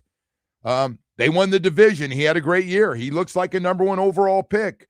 Jaden Daniels was hurt a lot this year, but last year as a rookie, one of the great rookie years we've seen, running and throwing. Played only 7 games this year. Drake May might win the MVP as a 3rd overall pick in that draft. So it wasn't like he was some, bottom of the first round or something. So those teams, they're all feeling pretty good. Washington's coming back. We got to take care of Jaden Daniels, but they know he can play. Michael Penix, I don't know. Can you tell me one way or the other after 2 years? You have a good roster, as you've said. But to me, the interesting part, 2 teams, as I think about this with openings, Tennessee. What do you think of Cam Ward? I think he's going to be really good. He's going to be really good, and they know it. Yeah, I think he's playing with nothing. Right. So, and the other one is the New York Giants with Dart. And what do you think of him? Because I think they're calling him the franchise guy. I think they're saying we've seen him. What's the ceiling on him? I got to tell you, the other team nobody's talking about because we're not affiliated with them, but I saw him play down here, and I felt like him, like I did Drake May when he came down here last year with the worst team I've ever seen, worst offense I've ever seen a guy play with. And I left and I told those guys from New England, Drake May's going to be really good. And he was running for his life in that game. Shuck with the Saints is going to be, they don't need to look for a quarterback. They got him. Yeah. I was talking to some people of their organization before the game, and they said, I think we have a quarterback and we have a tackle. We need to get everything else. I mean, and I said I didn't even know who the quarterback was. And then I went. His name doesn't look like Shuck, but it's Shuck. Looks like he's shucking. He's shucking it. He's shucking it all right. And he had I think it was his 4th start against the Dolphins, something like that. He just started, and boy, he had a great second half of the season. He makes that throw down the sideline. Jack Jones kind of falls down, and their number 1 receiver drops the ball. Drops a perfect throw. Drops the ball. We might lose that game. So there's a 2nd round pick who's come through. It doesn't happen a lot, but no, they're one of them. You're usually got to get them in the 1st round. If you look around the league, hell, half the backups are 1st round picks, but all the starters are, most of them. I know there's a great Tom Brady story out there occasionally, and the Purdy story. And the Purdy story. Those are the He's looked outliers. a lot better. But the point is, you got to take your swings. I'm of the school, take a quarterback every year. Just keep taking them. Well, everybody says that. I'm not saying 1st round. Somewhere, take them. You know the other guy we left out, J.J. McCarthy. I don't know if he can play. He's on a pretty good team too. He keeps getting hurt. I don't know. And Bo Nix. They hit the home run on Bo Nix, 12th pick in that draft. If you're looking for a parallel situation of the Dolphins, there's your hope, because Sean McVay goes into Denver with a huge contract for Russell Wilson, and no quarterback, a roster that doesn't look very good. And I mean, the Dolphins dropped 70 points on them. Remember, that was the high point of the Mike McDaniel's last 4 years. He was right about Russell Wilson. Yeah. Russell Wilson was shot. That was it. He wasn't very good in Pittsburgh. Wasn't very good with the Giants. He's done. But McVay rebuilt that, and now they're the number one seed in the AFC in a few years. I mean, so the Dolphins are a tough sell to Harbaugh, to me. If you're Harbaugh, it's not what do you have to work with? Well, he's just worked with Lamar Jackson. He's going, what do you have? What do you have? I had Lamar here over the last 6 or 7 years. What do you have? And I could work with Cam Ward. I could work with Jackson Dart. At the end of the day, whoever the GM is, some of these teams got the right quarterback by being aggressive. The Buffalo Bills jumped over where they started that year in the draft and where they finished up high enough to get Josh Allen. Lamar Jackson. They jumped over us. I mean, again, Steve Ross has the receipts of what people were saying to him inside the organization. And he kept going with this man. He just like, I know, but go ahead, Chris, you got to do better. All right, and again, yeah. Go ahead, Chris, get it. And Ross is the one who said the definition of insanity is doing the same thing over and over again. And here we go. So finally they get off the Chris Greer train. Well, listen, I think his son-in-law, Danny Silman's going to be really involved. It's good to have a fresh look coming in. He's been on the outside looking in as this thing's worked. I see him at the games. Sometimes I see him with his wife and Mr. Ross and some of the other family at some of the games, not this year, but he studied the inside of how the team works in recent years. He's looked at everything and he knows, and he's not coming in. I'm guessing, and I hope he's not coming in where, everybody's told me I really need to like this guy. Like, screw that. You like and see how they do. Don't do that. We've been doing the, keep around your buddies because, they're good, tattletales or they're backstabbers. Like, let's get people who are really good in there, man. Exactly. They need some bold decisions in there. Bold, good. You know what? They just need flatline good football decisions as opposed to what's gone on for the last 10 years, 20 years. Yeah. Well, a lot of work to be done, man. And yesterday I got hit on the tennis court. A couple of the women say, hey, man, are we ever going to win, Joe? I got one of those. What's the problem, Joe? I don't know. I'm getting ready to play tennis. It's frustrating. I understand. It's very frustrating. One woman would not leave it alone, and she was done playing, so she wanted to get into my tennis time. And I go, it would take a long time to explain everything, but whatever you feel, you're probably right in feeling that way. I'm coming up with some real creative things. That's a good line, Joe. Yeah. That's a good line. Hurry! My husband and I was talking. Are we ever going to be good again? And I told him I was going to ask you when I saw you. And I go, yeah, it's great, but I want to get my 90 minutes of tennis in. And I really, not much to be said. I don't. Do you say listen to my show for? No, I don't even do that. I don't do that. I'm not one of those. I don't go give talks every once in a while, and someone asks me at a retirement home, "Are we going to win before I die?" I get that. There's a chuckle. I said, "Eat your vegetables."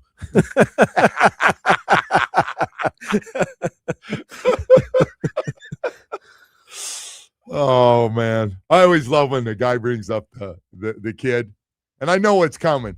He goes, "You see my son?" And he'll have a jersey on and one of the players. He goes, "Little Johnny here. He's never seen the Dolphins win a playoff game." I go, I get that.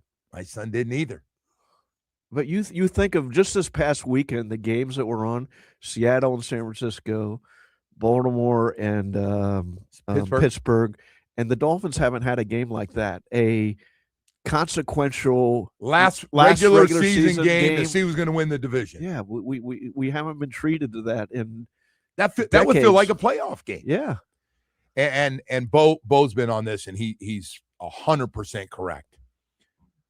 We need to win the division to have the best chance to win a playoff game. Boy, that division that looks a huge climb after this year.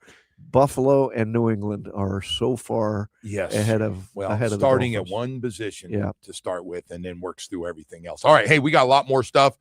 Ole Miss and University of Miami. We got more on that coming up. Charlie Weiss, offensive coordinator for Ole Miss. He's been given the green light to stay around and coach this game up. Makes a big difference. Canes defense against that high-powered Ole Miss offense. We'll have more on that coming up here. But before we do, want to take a second. Hey, man, Happy New Year to everybody out there. How about starting the new year right? Now's the perfect time to check out the 2026 lineup of Chevrolet trucks, SUVs, and EVs. Chevy has a model built to handle all your needs from the busy work week and your weekend adventure. Let me introduce you to something we call the A-lister of SUVs, the 2026 Chevy Blazer. Perfect mix of capability, comfort, and confidence with 3 bold personalities to choose from: athletic, eye-catching, and aggressive, and sporty or elegant and stylish. It gives you everything. 2026 Chevy Blazer makes every drive worth the trip. The midsize SUV is spacious enough to accommodate a big family, yet doesn't compromise any style whatsoever. New year, new points of view, new places to go, and new adventures. It's the perfect time to hit the open road in a new Chevy. Visit your local South Florida Chevy dealers today. Together, let's drive into the new year. I know that hiring can be challenging.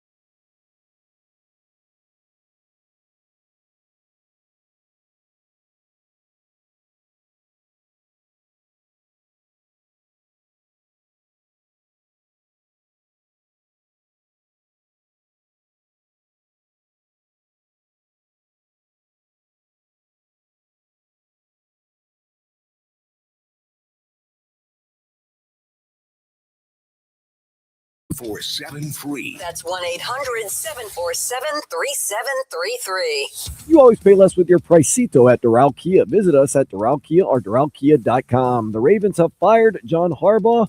He is the 12th winningest coach in NFL history and won the Super Bowl in 2012 with Baltimore. Tyler Hero returned to the Heat's lineup, scored 17, wasn't enough as Miami fell to the Timberwolves 122-94. Panthers lost 4-1 to the Maple Leafs, and the Hurricanes basketball team take on Wake Forest in North Carolina tonight at 7. I am Dan Day. Now back to the Joe Rose Show here on 104.3 FM WQAM.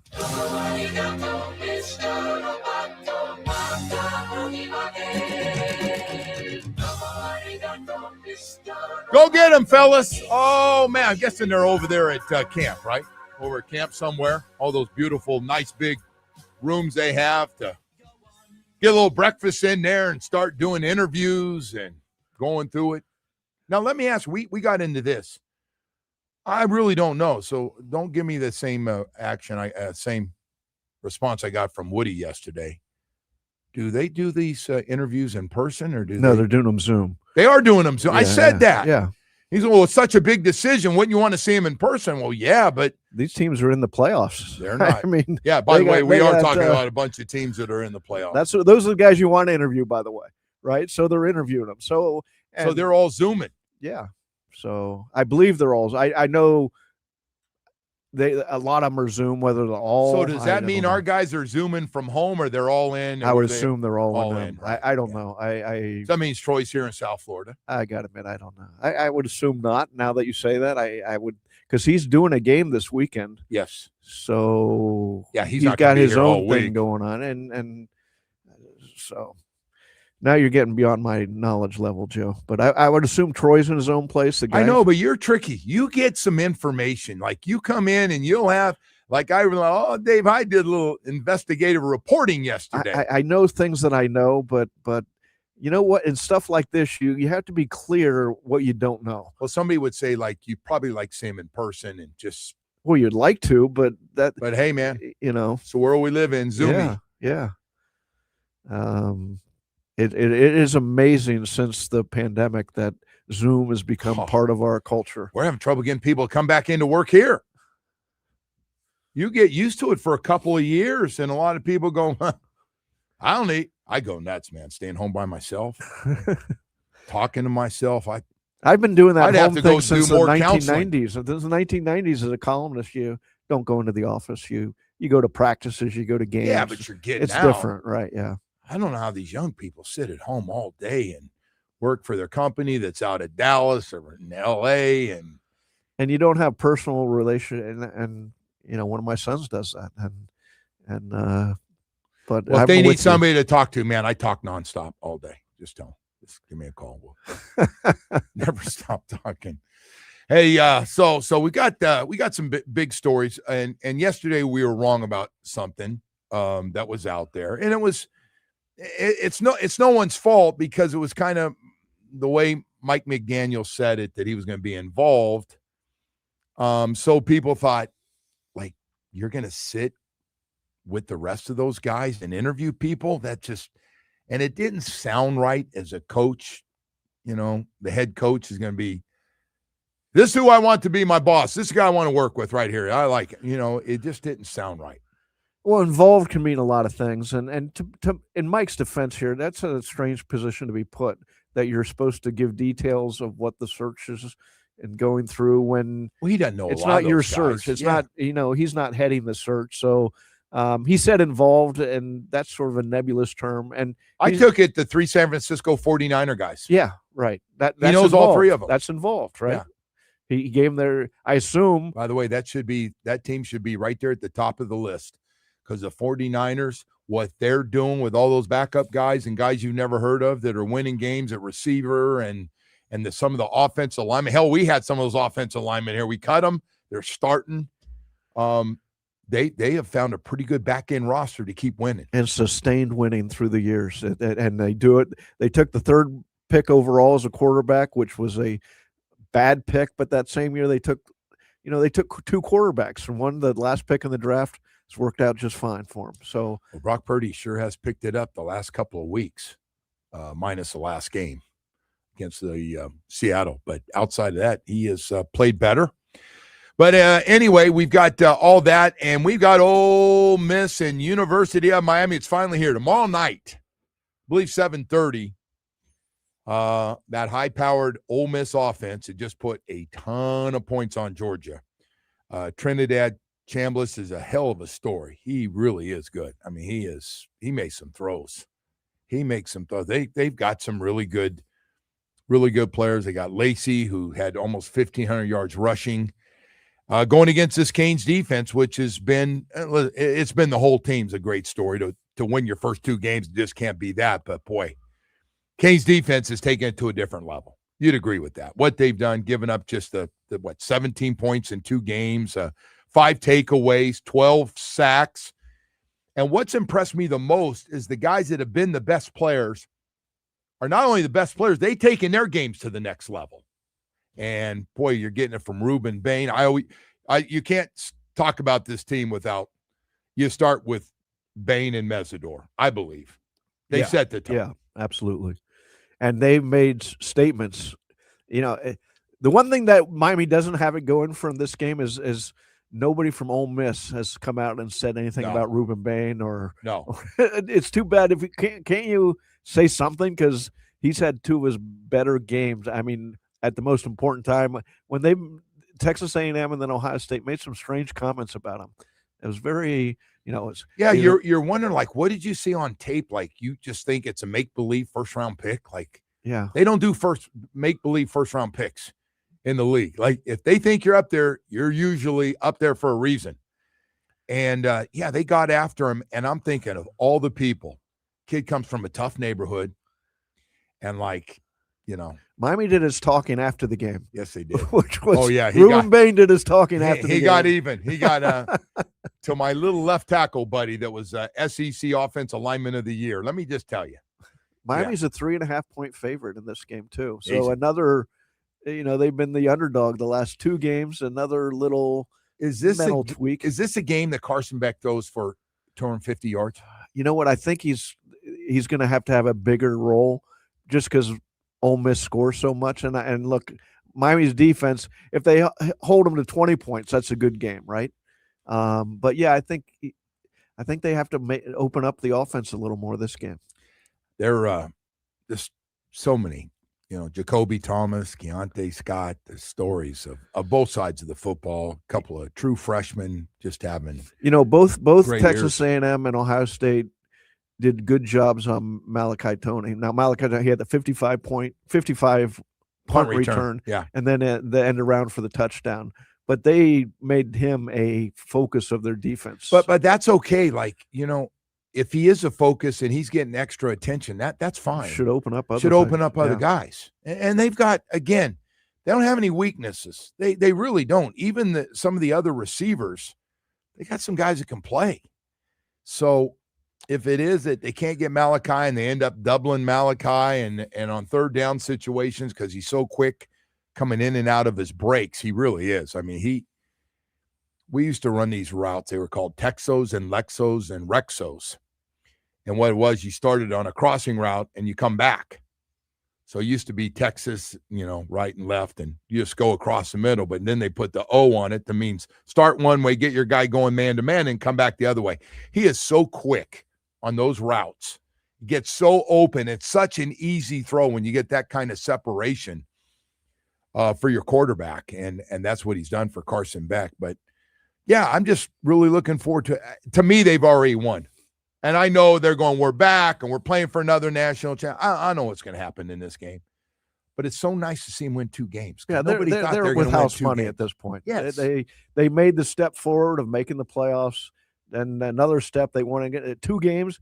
I mean, what the back to me with Miami means they're in contention for national titles, and you expect it every year. And I think at this point, you expect it most years that they're going to be in contention again for a national title. And then the line of scrimmage has always been something that Mario said it's got to look the part. That's how he built the team. That's where it starts.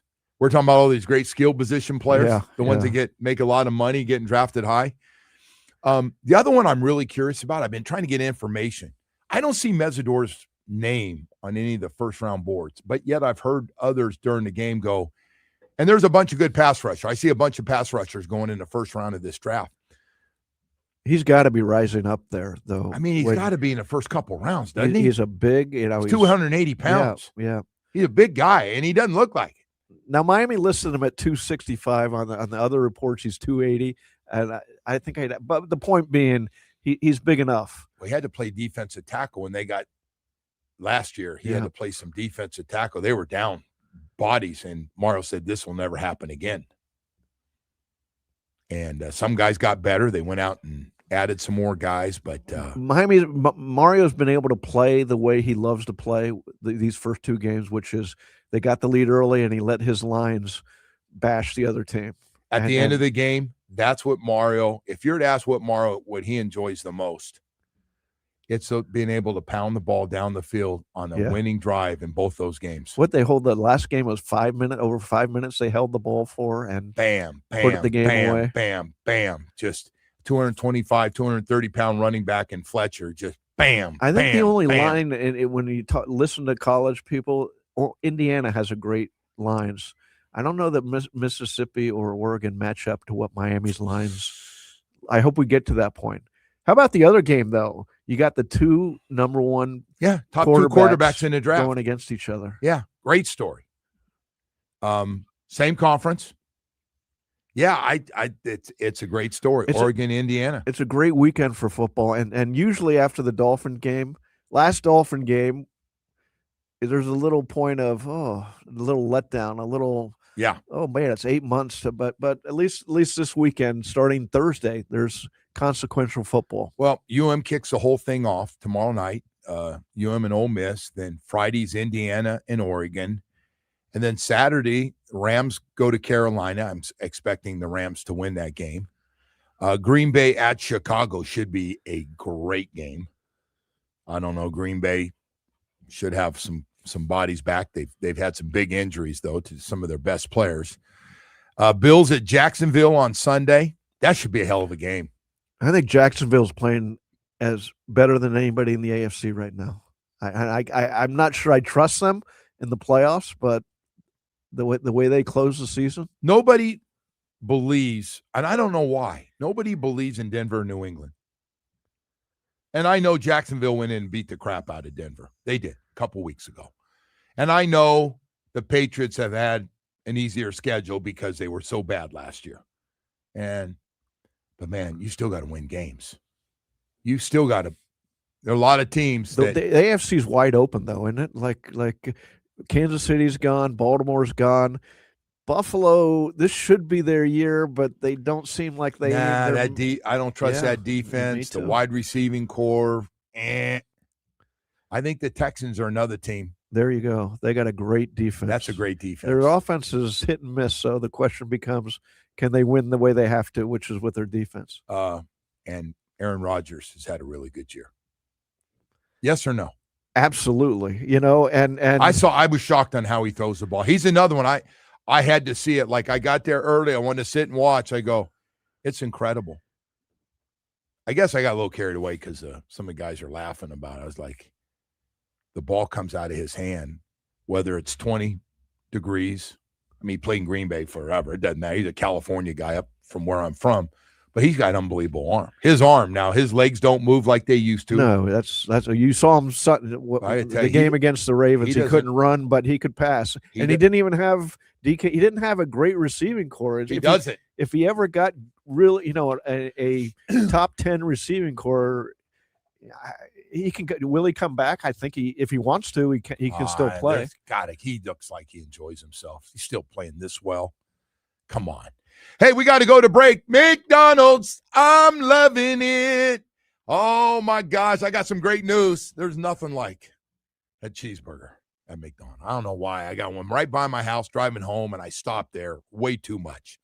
Well, listen, now on the McDonald's app, you can get a 69-cent hamburger or cheeseburger on Sundays and Wednesdays, or 99-cent 6-piece chicken McNuggets on Mondays. So just download the McDonald's app and tap for great deals.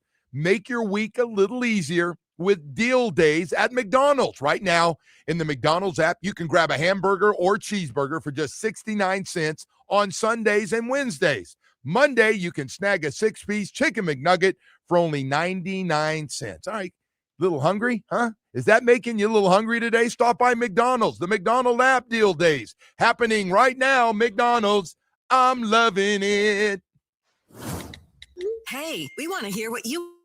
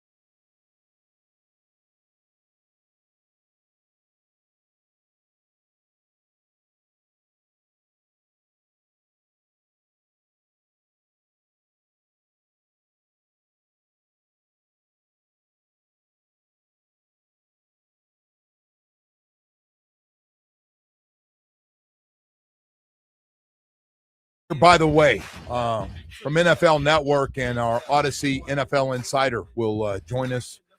Coming up at 9 o'clock, Dave Hyde from the Sun Sentinel. Nice enough when we're shorthanded. Always come in. We do a little bonding in the morning for a little bit and drink a lot of coffee. And we found out we both have this can't sleep. Yeah, I don't know what's going on. I thought it was me. I'm about ready to go see a doctor about it. Can you go and tell me what he says? What do you think? Is it are these all individual questions? Well, I know one thing the guy's going to tell me is I need to lose more weight. They want me at like 180 pounds, which is never going to happen. 180? Oh, what was that, 6th grade for you? When were you last 180? Sometime in high school, but I don't know, man. I'm wide awake. I just don't sleep a lot.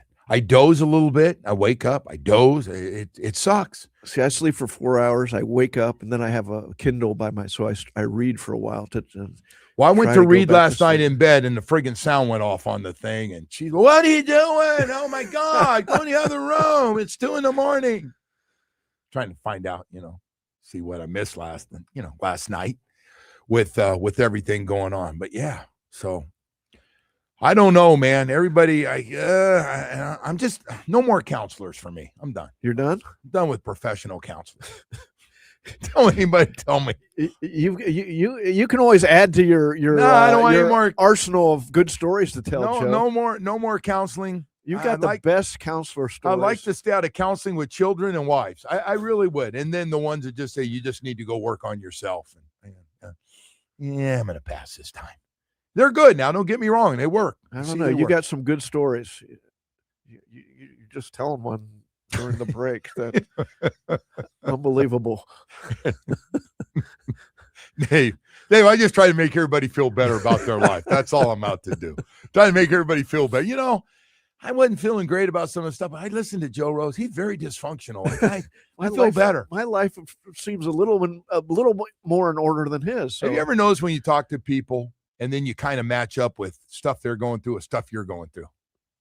And, and then you occasionally get somebody like, hey, everything's good, man. Everybody's great. And everybody gets along.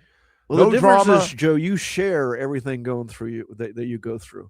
Most of us, we keep it inside. Apparently, everything's good. Everything's good. Recently, my wife said apparently too much from time to time. She's very private. Very private. She's exact opposite. Very private. She'll tell me, I don't want anybody to know about this, okay? Seriously. When she does is that her way of saying, she does keep the it off double radio? seriously. And okay. No, I'm serious. Wonderful woman. She's married to an idiot. Just married to a complete idiot. I don't know how she puts up with you. I don't either. I'll be the first to tell you. I got a lot of idiot in me. There's no question about it. Hey, so anyway, last night, Miami Heat, can you get a read on the Heat yet? They got off the great start. They're number one in scoring, and you're like, wow, this is weird. Playing that fast-paced offense up and down the court, just get off shots, take a zillion threes, and they're knocking them down. There are nights where they miss a lot. And, oh, boy. This goes beyond it's a make-or-miss league. This because it's make-or-miss night, make-or-miss whole game. I hate this. All these three-point shots. I don't like it either. I don't like the game. I love the old NBA so much better. And I'm not talking about Pat Riley teams knocking down the New York Knicks guys and getting up, although it was entertaining, 83-79 games. But this game. But when they were scoring 140 points a game, that wasn't that much fun. It was fun to watch, but it wasn't the game I want to watch. Yeah, 147 not too long ago. They put up 147, had like 80-something So points. the question is, who are they? And is that in part to what defense they play? My question, you get into a 7-game series where teams prepare to play you, I think they'll be ready for the way the Heat play. And it still comes back to me, talent. You need great talent and to win in the NBA. And the Heat have some nice players, some great role players if you have another superstar, but they don't have that other superstar. Well, we got more starting. What happened to the Giannis rumors? We haven't heard any Giannis rumors for a while. That kind of died out. We got more starting lineups than anybody, though. And I know he likes to do matchups and who you're playing and that stuff, but You know what he really liked? He liked that big three lineup where, okay, I'm going to put Wade, Bosch, and LeBron out there every night, and then we'll find out who to put them. But those are the kind of lineups you like. 3 Hall of Fame players. I got you. The Wiggins, Bam, and Ware last night was not the answer. Had their worst game together, the three of them. Wiggins was 3 for 10, 10 points. Bam was 3 for 11, 7 points. Bam cannot score 7 points in a game. And Ware, 3 for 10, 7 points. And then you throw in Mitchell, who's starting to guard, 2 for 11, 4 points. It was outside of Norman Powell, who did his thing again, 21 points for him and a high percentage of shots made. But the other 4 guys, you can't have your starting lineup go 11 of 42 for 28 points. That can't happen. Shoot 36% as a team last night, and they get blown out. No surprise. They get blown out in that game. Rough night for the Panthers as well last night. As our coach says, we started slow and somehow we got slower. And then I watched the game. They really had no energy, which is a little surprising. But isn't that going to happen certain nights? Yeah, but not in Toronto, where that's sort of like the Yankee Stadium of now. Here's the Panthers' problem, and it's getting worse. How could it get worse when you lose Barkov and Kachuk all year? You lose Seth Jones, your best defenseman. They lost him in the Winter Classic. Now he's week to week. All of a sudden, you've lost maybe your 3 best players. Certainly, that's too much. 3 of your top 5 players, and you're right. You can't keep going. It's hard, and they'll get hopefully 2 back. And hey, man, they're saying that if they're around in April, Barkov's going to be back. And I see her ACL, and I'm like, man, are you sure that you can come back and be ready to go? And would you take a chance? He's such a great player. I mean, one of the hockey writers put out yesterday, and remember they're in Toronto, which is the mecca of hockey media and all that. One of the hockey writers put out yesterday that if Barkov comes back, he's scheduled for the Eastern Conference Finals. Now, there's so much wiggle room in all this and so much time. I don't know how you could define it as that, but the point being, that's late in the playoffs. If that's true, that's a lot of winning. Yeah, that's a lot of winning between here and there. And they play a ton of road games the second half of the year, a ton. Like I think they played the most home games to this date. Well, being around this organization, they just want to get in the playoffs. They've done it from every position over the last 3 years. They've done it from barely getting in to he doesn't worry about it. Remember, he rested a bunch of guys to get them some time off and then got it going again. And he's got a pretty good feel for this thing, and they've got so much confidence that they can win anytime. Well, the question is, does Bill Zito have any salary cap room to create some magic again? Because the rumors are they're out there for a defenseman. There's a couple big-time defensemen out there, and with Seth Jones hurt and some other, Kulikov out, some questions. If he can do make something, some magic? hey, by the way, I don't know that. In Bill Zito, we trust. Yes. Like nobody's business. Yeah, right. Is there a better general manager in everything any sport? he's touched is gold. He's been on a roll, including signing all those guys to come back. All right, hey, we got more stuff to get to. Like we said, Brian Baldinger will join us coming up at 9 o'clock this morning. We'll talk more about the Dolphins and the National Football League as well. Who's the MVP, Dave? Real quickly before we go to break. Matthew Stafford. I'm with you. Or Christian McCaffrey. Little one from left field for you. That wasn't because you know who else? Mike Florio's on that. Is he? Is he? He's on that. Yeah, well, maybe I heard it from him. Well, I'm a thief. Nothing's original. I don't know. But I only know. Look, Christian. There's McCaffrey's a lot of people pushing for Drake May. Team. A lot of people pushing for Drake May to get it. Yeah, I get it. Look, he had a great year. He's in the mix. But look, Matthew Stafford has 15 more touchdowns passes than Drake May. So now 15. They're putting in this MVP wins, right? Wins all of a sudden become a bigger part of this. I don't know either. I have a hard time judging quarterbacks just by wins. I've never liked that argument. I got a good idea for you, though. Anytime, and you and I are always talking about great gifts for our wives, and I said, hey, Dave, you got to go to Beverly's Jewelers, man. My jeweler for 35-plus years now. And now that the holiday season is over, I'd still want to let you know for the engagement ring that you really want, and you're going, I just can't afford it. I want to give it to her. I love her. I know she's the one. Well, right now, Beverly's got a stunning 3-carat certified lab-grown diamond, VVS clarity, e-color, set in a custom-made 14-karat gold engagement ring for just $3,999. That's right. 3-carat diamond ring for only $3,999. Choose from your favorite shape, and larger size are available in similar savings, but hurry. This offer is for a limited time only at Beverly's Jewelers. I'm telling you right now, they got a huge selection of diamond studs and tennis bracelets. Really something for everybody. Whether you got an anniversary or birthday coming up, Beverly Jewelers never going to let you down, especially when it comes to this unbelievable deal in this diamond engagement ring. You're going to love it. 4 buddies, 4 people I know got one of those rings. I've never had that happen before and said, Joe, that thing is a home run. Beverly's going to pay top dollar for your old gold and silver and jewelry with immediate payment for that, plus interest-free financing, free gift wrapping, and they got a great staff to make sure you get exactly what you want. Visit Beverly's Jewelers in Fort Lauderdale. It's off Commercial Boulevard, or online at bevjewelers.com. Beverly's Jewelers, where South Florida gets engaged. WQA.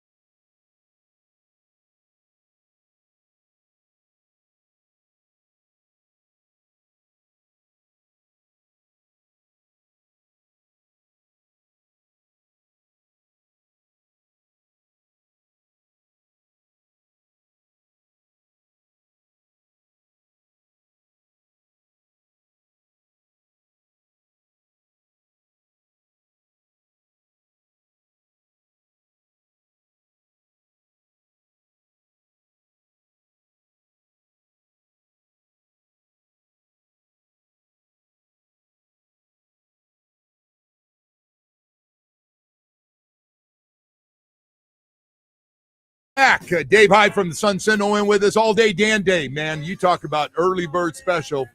Beats me in every day. Did he beat you in today again? Huh? He beat you in today? He did. He got me again today. He was already up here. I think he's going right from the nightclubs coming in here. Hey, shh. That's cheating. No, it's working. You're working. It's not like I'm saying you're out.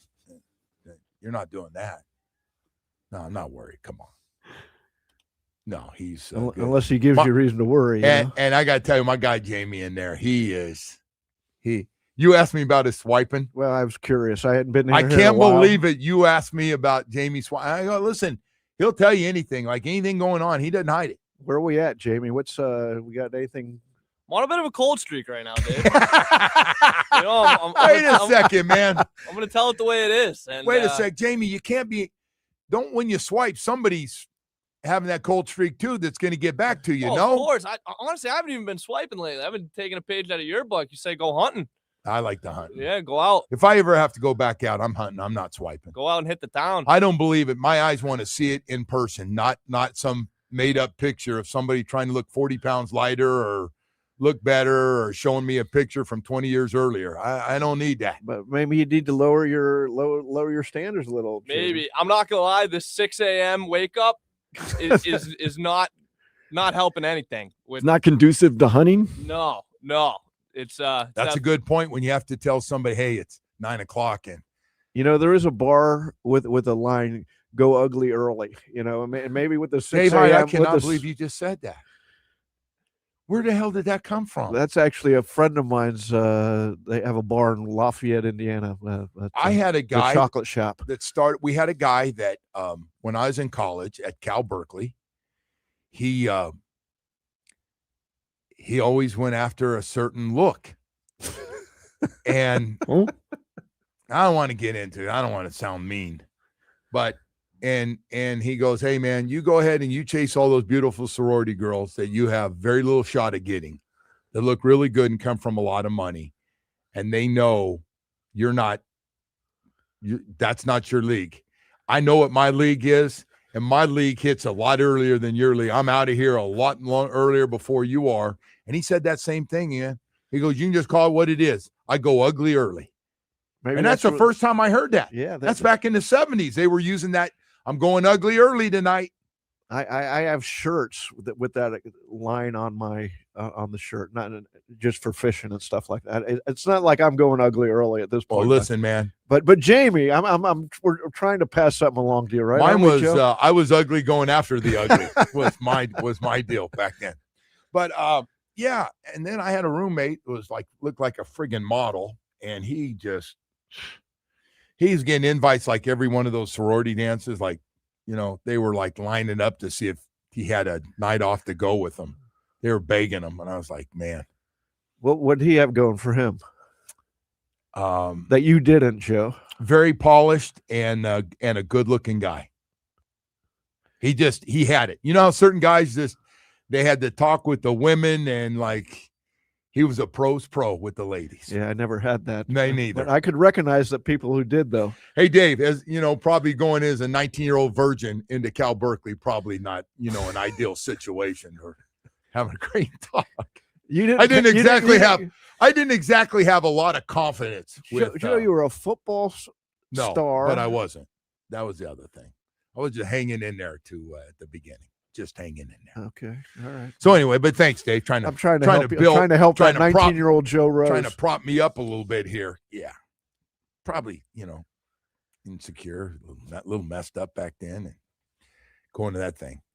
Hell, one minute I was taking a recruiting trip to BYU and the next was to Cal. Talk about complete.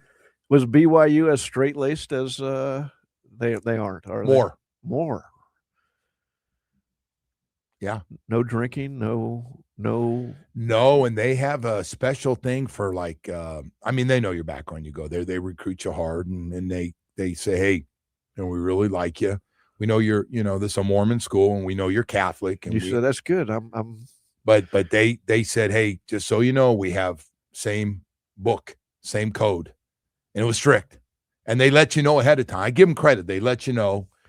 And then they had a couple of Catholics take me around that were on the team because it was a good football team back then. Mark Wilson was a quarterback, and they're really good. And the guys pick me up, and they go, "Hey, listen, man, we're going about 20 miles because it's out in the mountains. That school is a beautiful school."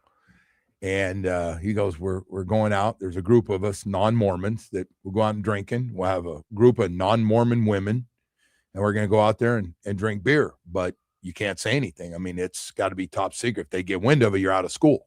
That's a big. Next week, I'm going to Berkeley. They're smoking pot and like mushrooms and popping mushrooms and chugging beers behind them. Like, what? And I got Wesley Walker looking at me, and I'm going, wow, this is unbelievable. And look where you ended up with those two. Mom, I know where I'm going. I'm not quite ready for the mountains yet. This is working. But, yeah, so they were strict. And I had two cousins. I have a family of Mormons, too, and they were going to school same time there. And they just said, hey, this school's probably, unless you're going to convert, not a good idea. And you're not going to convert. And they were great. And both of them, I appreciate. They're very honest. Very honest. And so that was kind of my experience, Dave, with the and by the way, that coach was he was legendary coach. Lavelle Edwards was fantastic. I just had a nice relationship with him. Coached me in the All-Star game. He was just as honest as can be. And what he said, he meant. He was one of the most honest head coaches I'd ever been around. He really was. Just nothing bad to say. It's just I wasn't Mormon. Well, it's always good when you hear a legendary coach comes with a. Yeah. No, man. But I also knew that it was just you wanted the mushrooms and I got to tell you, man, the women, BYU back then did not take a back seat. Obviously, much better looking than where I went to school. Nothing against Cal women, but there are a lot of smart girls there that were there for education. Is that right? Cal isn't known for. Yeah, I think Stanford and Cal aren't exactly going to get the top two best looking schools in the country. Got to work. Getting back that ugly early thing again there, Dave. Come on, man. I don't know how the hell we got into all that. Now somebody's offended out there. Are you happy? I'm trying to backpedal out of this conversation as quickly and put it all on Jamie. Swiping right and left and all that. He's just so brutally honest with me. I love that kid. I love him like he's my own son. Always give it to you straight, Joe. No, Jamie, you don't beat around the bush. He said, I'm not going to swipe. I'm going to go old school. I got my buddy in town. We're going to go out, hit 4 or 5 clubs in Fort Lauderdale. Made a run at it. Because you go up to some lady and she's by herself and she goes, no, yeah, I'm fine. Yeah, I'd like to buy you a drink. Nah, no, you don't. I don't want to drink. Sometimes they can be a little bitchy. You're gonna get knocked back a little bit. That's the game, though. That's the game. Maybe he can get on a heater though and get this cold streak over. Listen, in this league, you're either hot or you're due. And the way I see it, I'm not hot right now, so I gotta be due. Lower your standards, yeah, a little. That'd be my career suggestion.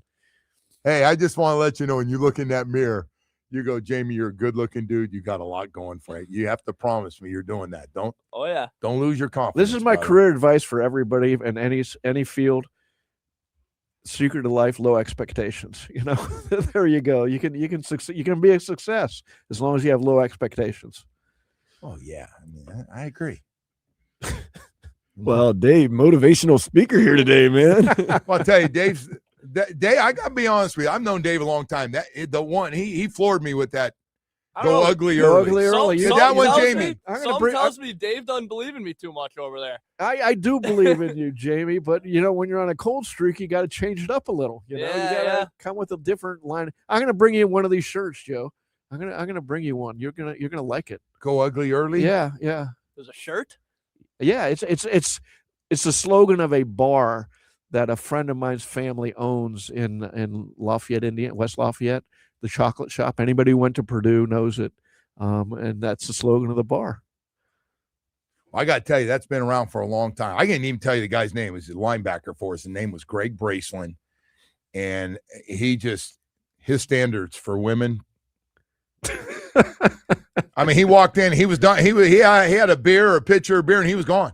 I go, what the hell? He goes, you guys, good luck with those sorority girls. Just want you to buy them drinks all night, and then you're going home by yourself. Enjoy your night. And he was usually right.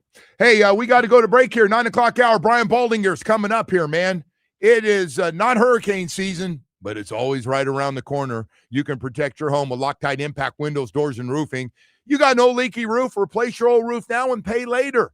Loctite Impact offers the highest quality roofing materials with lifetime warranty plus thousands of 5-star reviews. Save big on the legendary state-of-the-art Impact windows and doors. Impact windows as low as $6 per window per month installed.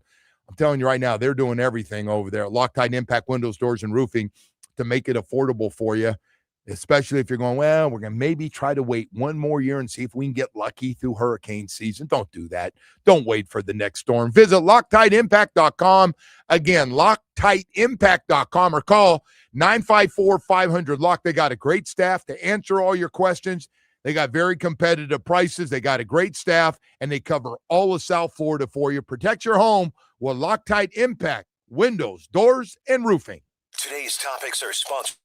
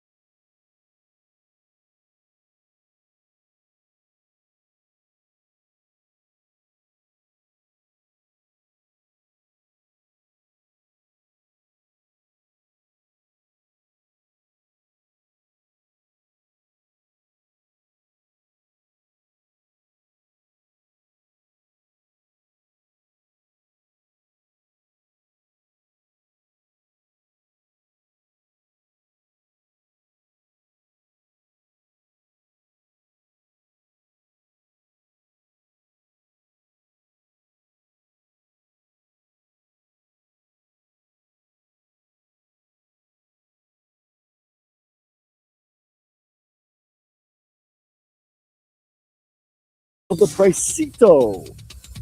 Get our lowest price. Visit us at DoralKia, DoralKia.com. Ravens have fired John Harbaugh. He's the 12th winningest coach in NFL history. Won a Super Bowl in 2012 with the team. Tyler Hero returned to the Heat lineup, scored 17 points. Not enough as they fell to the Timberwolves 122-94. Panthers lost 4-1 to the Maple Leafs. And the Miami Hurricanes basketball team take on Wake Forest in North Carolina tonight at 7. I am Dan Day. Now back to the Joe Rose Show here on 104.3 FM WQAM. All right, welcome back here for the 9 o'clock hour. Dave Hyde with us from the Sun Sentinel all day, Dan Day, on the updates in the back, and of course Jamie doing all our social media stuff. What a great kid! What a great kid. He got a little dysfunction in his family. He led us down a path though with the conversation. Well, we had to get it back because we got really sidetracked. You start talking when Dave Hyde starts talking about ugly early. That just. Boy, that hit a Berkeley nerve right there. that took you back, didn't it, to your yeah. Without getting into detail, I had that guy, and he got drafted my year too into the NFL, and he made no bones about it. He was ugly early. What do you think, Jamie? Is that in the cards for you? I knew you were going to ask him. Yeah, that. I got to figure something out. So maybe. I don't know. I don't think I'm quite ready to go there, but I'll definitely keep it in mind for sure. I am big on stay in your lane. Like you need to kind of look in the mirror and hopefully that mirror will tell you the truth. I think Jamie knows who he is. I get a healthy sense of self-awareness there, right? And confidence. Yeah. Am I good or not? Hey, anyway, we able to get Baldy? You good with Baldy right now? You got him? Yeah, Joe, we're joined by Odyssey NFL insider Brian Baldinger, host of the Best Football Show podcast. Insider calls are brought to you by Nationwide. For your insurance and financial needs, Nationwide is on your side. Nationwide is on my side. Brian Baldinger joins us right now. Baldy, good morning, brother. How you doing? Hey, good morning, Joe. How are you, buddy? Happy New Year to you. Hey, right back to you, brother. I appreciate that. Hey, man, got a little crazy yesterday. John Harbaugh out. I was a little surprised considering the 44-yard field goal away from playing a home game this week against the Texans. Did that surprise you, or did you see that potentially coming? I didn't see it coming. I was surprised like everybody else when it came down. But I know the owner of Steve Bisciotti pretty well. And, he fired Brian Billick a year after he was the number one seed in the AFC and when he was in coach of Baltimore. And, they lost a tough playoff game to Peyton Manning and the Colts at home. That didn't sit well with them. He found John, he's had some tough losses at home this year. They lost to Cincinnati on Thanksgiving at home in front of the national TV. They lost to the Steelers. They lost to the Patriots at home. They've got a terrible home record this year. Then they lose to the Steelers in the fashion they did. And then, the guy that was in his building for 7 years, Mike McDaniel, he's got the number one seed in Seattle. And he's thinking, maybe I got to find a younger guy, I'm thinking. And I'm thinking a lot of those things kind of added up to him going, maybe John isn't the only answer here. Maybe there's somebody else younger and, that can do it better and take advantage of the talent that we have, while we have it. John, we have 7 jobs open. Does John Harbaugh jump right back into this right away and take one of those 7 jobs, in your opinion? He's been around 18 years. He's made a lot of money. It's not about that. You think he still wants to coach? Oh, yeah. I think John still wants to coach. I think he was ticked when it happened. I think it caught him off guard. I know John. He's a feisty guy, man. Like, I think he's got a lot of fight in him. And I think he'd still like to coach. And, from what I hear, his agent has said he got 7 phone calls last night. There's 7 openings. One of them is his team. So somebody might be thinking about trading out their president coach to go get him. So he's going to be in demand. That's for sure. Hey, I'm just looking at all these jobs that are open. Some of them have been open for a while with interim coaches there. But yeah, I think Atlanta's the best job. I look at Atlanta. What do you think? I totally agree, Joe. They asked me that on the air the other day. When we were doing one of these shows, and I said Atlanta was the best job. I mean, they struck golden with every one of those draft picks last year. James Pierce and Jalen Walker and Xavier Watts, they all played well. Then they got a good young roster, Bijan and Drake London, and a good offensive line. Like, I think somebody could go in there and win right away, especially in a division that's, not a great division. What about Michael Penix? And I'll leave you alone with that topic. You sold.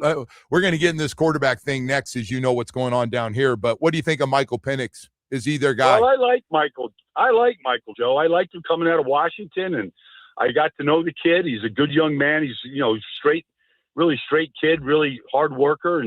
But that's the third ACL. I think it's on the same knee. Oh boy, that he's had. And so you just go, all right. Well, even if he comes back, like, is he going to be durable? He's always going to be in the back of your mind.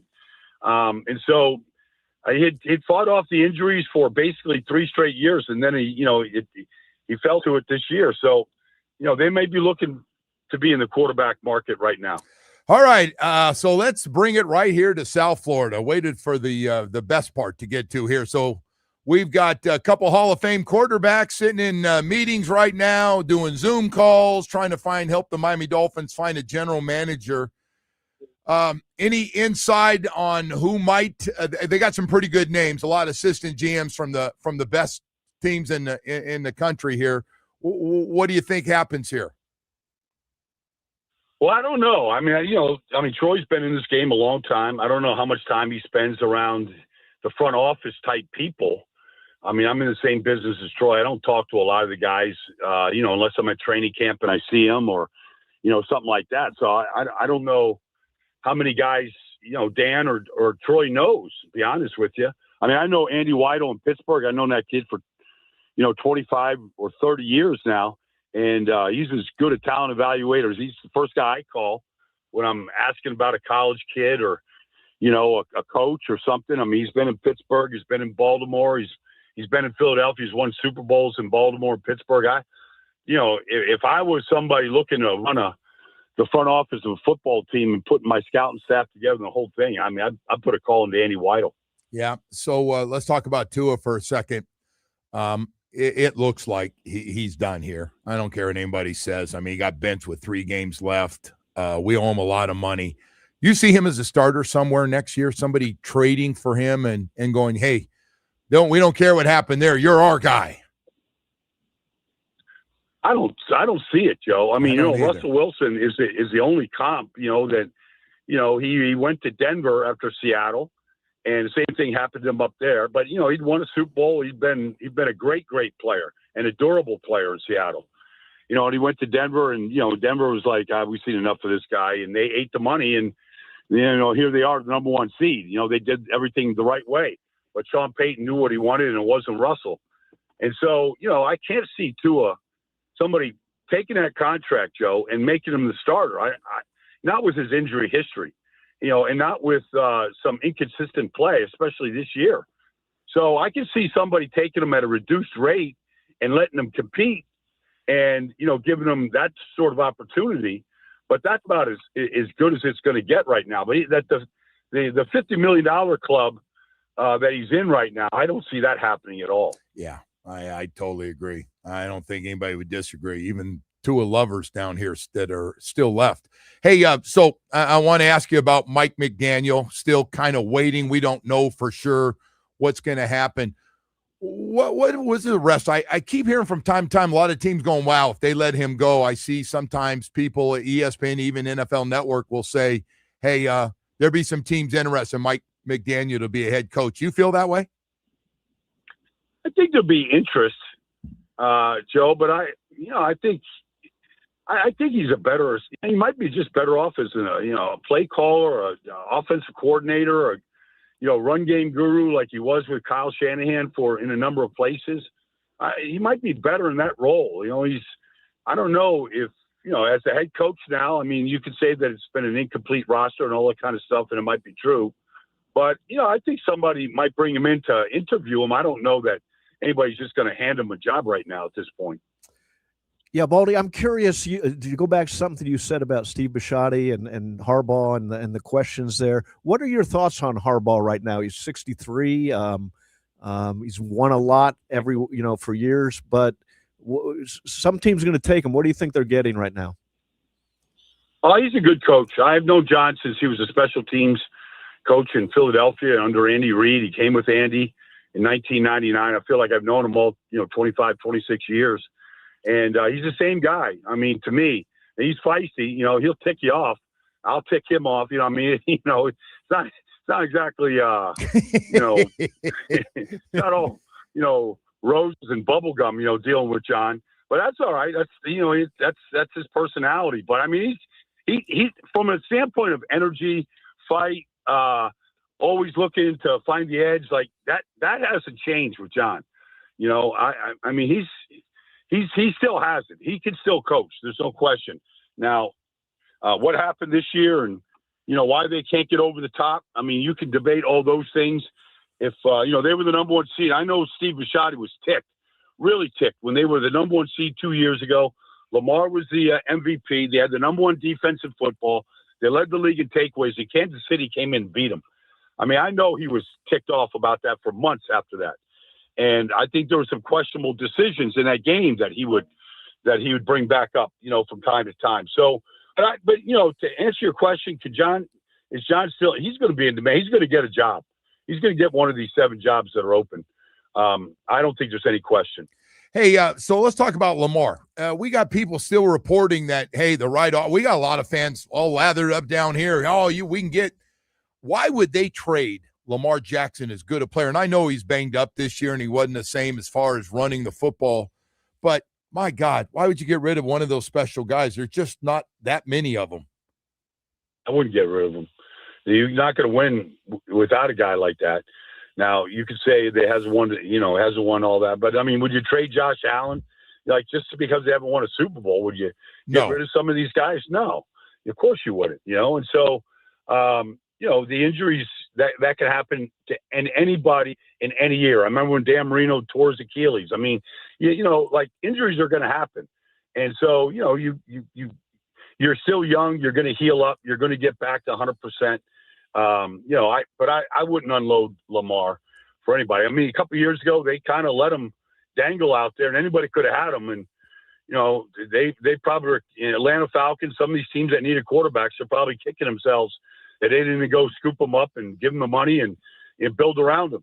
That's what they should have done. But, I think Lamar should be the quarterback for years to come. Hey, Baldy, I want to ask you, I don't know how much you watch these playoff games are taking place. Matter of fact, Oregon and Indiana are going to play each other on Friday night. Most people think they're the top 2 quarterbacks, Mendoza and Moore on the other side. What are your thoughts on these two? Are these the 2 best quarterbacks? And what do you think of this quarterback class overall, potentially? I think they are, Joe. I haven't studied them enough, to know. But I think they're very well coached. When you look at, Cignetti and you look at Lanning, I mean, these are 2 of the best coaches in college football. They've run great programs. And so are they a product of the program or are they natural born leaders? I mean, they're both kind of 1-year guys, You didn't hear much about them before this year. And so that's the part that kind of scares me. Cam Ward was like that. He came to Miami, had a 1-year thing. You didn't really pay much attention to him at Washington. Now, he's a good player. He's a bad organization, but that's where the best players usually go. They go to the bad organizations, the bad teams. And then they, hopefully they elevate them like Drake May did. But, I'm just not sure yet if it's just because they've got great talent all around them and great coaching, or is it because they're just great players? And that to me is the question I need to get answered. All right, I'll leave you with this one. The regular season is over, so now we can finally talk about the 17 games. And who's your MVP as you look at that? Is it a guy on the West Coast, or is it a guy up with the Patriots, or someone else? I think Matt Stafford, is worthy. He's played every game, Joe, and I know he didn't have a great game against Atlanta, but they're a good football team. I think they'll take care of business against Carolina this weekend. I'd have a hard time not giving it to Matt Stafford. He's had a deal. Both his tackles have been hurt. His star wide receiver was hurt. Like, he's had to deal with all that stuff. And all he did, he didn't have any training camp. His back was bad. He came in and he's been firing all along. I mean, their schedules is as good and tough as anybody's. They had to play San Francisco and Seattle and Philadelphia and a bunch of good teams, and they got a good record and they got a good chance to, go all the way. So I think Stafford would be my guy. Baldy, man, it's going to be fun starting up these playoffs. I appreciate you coming on, as always, my man. Have a good one. Take care of yourself. Happy New Year, Joe. You bet, man. I'll talk to you next week. All right, brother. Thank you. Brian Baldinger, our Odyssey NFL insider. Are you gonna read close so we don't get in trouble here? Yeah, I was trying to tell Brian Baldinger goodbye. That was Odyssey NFL insider Brian Baldinger, host of the Best Football Show podcast. Insider calls are brought to you by Nationwide. For your insurance and financial needs, Nationwide is on your side. Nationwide is on your side. Take a quick break. We'll be back in a second. Today's topics are sponsored by local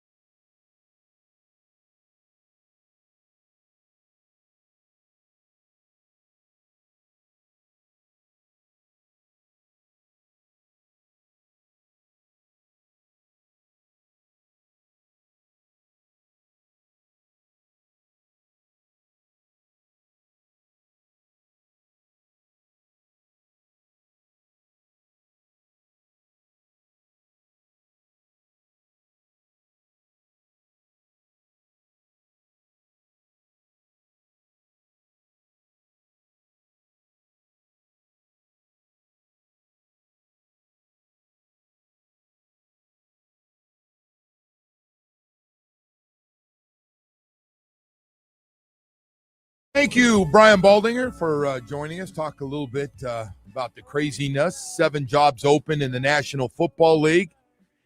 And the Miami Dolphins looking for a general manager, doing interviews as we speak. Trying to figure out, I'm guessing they like to get a lot of that done this week, Dave. That's kind of an urgent position considering Senior Bowl and all the guys start working out here and going to bowl games and everything else. You got to get everything in place. I'm just curious, does the timetable change a little with Harbaugh on the market? Or I would think by the end of the week they would know that either they have a shot or they don't have a shot at him. Yeah. Right? I mean, and so then they could either move forward or move sideways while they go after him. Yeah, it's I was a little surprised. But people have been saying it, but we say it about every time somebody's going through it. And Mike Tomlin, Mike Tomlin's going to lose another. Finally had it, and they're fired Mike Tomlin. He's walking out. Then he wins 3 straight games. What if he loses this weekend? I don't know. He won the division. You're going to get rid of a guy that won the division? We haven't won a damn division since 2008. You're going to get rid of a guy who just won that division? I don't know. They won 10 games again. Kind of hard to get rid of Mike Tomlin, but John Harbaugh, they let him go. By the way, another crazy thing. Trinidad Chambliss, the quarterback for Ole Miss, and damn good, by the way. Really, really good player. Running, throwing, keeping plays alive outside the pocket. He's a hell of a player. He came out and they were asking him how strange it's been with the situation that you're in where your coaches leave for a couple of days to go back to LSU and recruit and then are coming back to coach you and putting together the game plan. Charlie Weiss Jr. is the Ole Miss offensive coordinator calling plays and probably the most important guy, the guy calling defensive plays and offensive plays. Especially that offense, and he's done a great job. But he leaves for a couple of days and goes and recruits and do his LSU stuff, and then he comes back. Has there ever been anything like this? No. Can you imagine those coaches telling the players, hey, we don't want any distractions while we're gone? Okay. I mean, the coaches are the distraction here. And then, by the way, now I'm seeing these stories. We've got the transfer portal live, in its live period right now. And we got guys saying, I'm about ready to transfer. And that's going on. And then you got to wear a couple of hats there with your Mario Cristobal and these guys going, well, the most important thing is we're trying to win national championship. And there's only 2 games away from that. We win the next 2 games, including one in our home field for the championship game at Hard Rock Stadium. And yet, by the way, I still got to hit this transfer portal, get some more guys because they're losing a lot of their transfer portal guys are gone. Remember when Belichick used to say after the Super Bowl, well, we're way behind on the offseason? The bizarre thing is that college football season's still going on, and they can't devote themselves. And it's a great situation to be in here for Miami. I mean, they're in the Final Four now, but I got to admit, I don't even know who their quarterback is for next year. Do they have one on I called yesterday and I said, hey, just curious, this game's going on, but what's going on? Well, we got guys, our staff's working. That's what they're focused on right now is the transfer portal, the recruiting department. And I said, well, a lot of quarterbacks, looks like all the top quarterbacks have made up their mind where they're going. And I was just thinking at some point, you're going to have to develop a guy so you don't have to do this every year. You got to develop a guy that's there that you like and you see it like that's going to be our guy instead of this open competition. I think the backup quarterback's gone as soon as this game's over. Or after this season's over.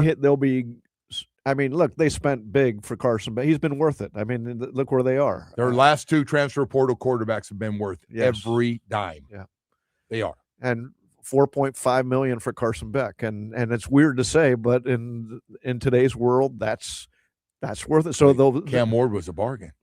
He was. I forget? Was it $2 million? Was it 1.5? 1.5. Yeah.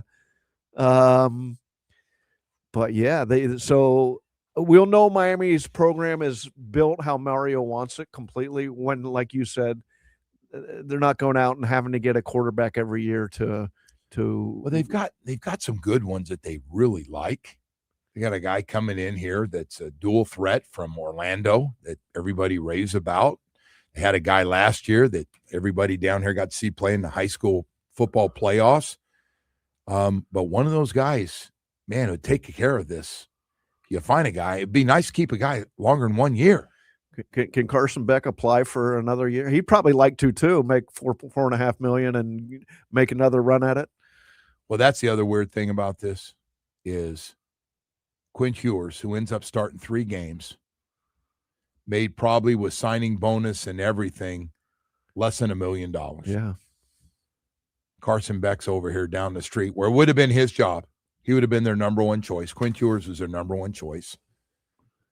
And Carson Beck goes, hey, probably made almost $4 million more than he did playing quarterback at UM.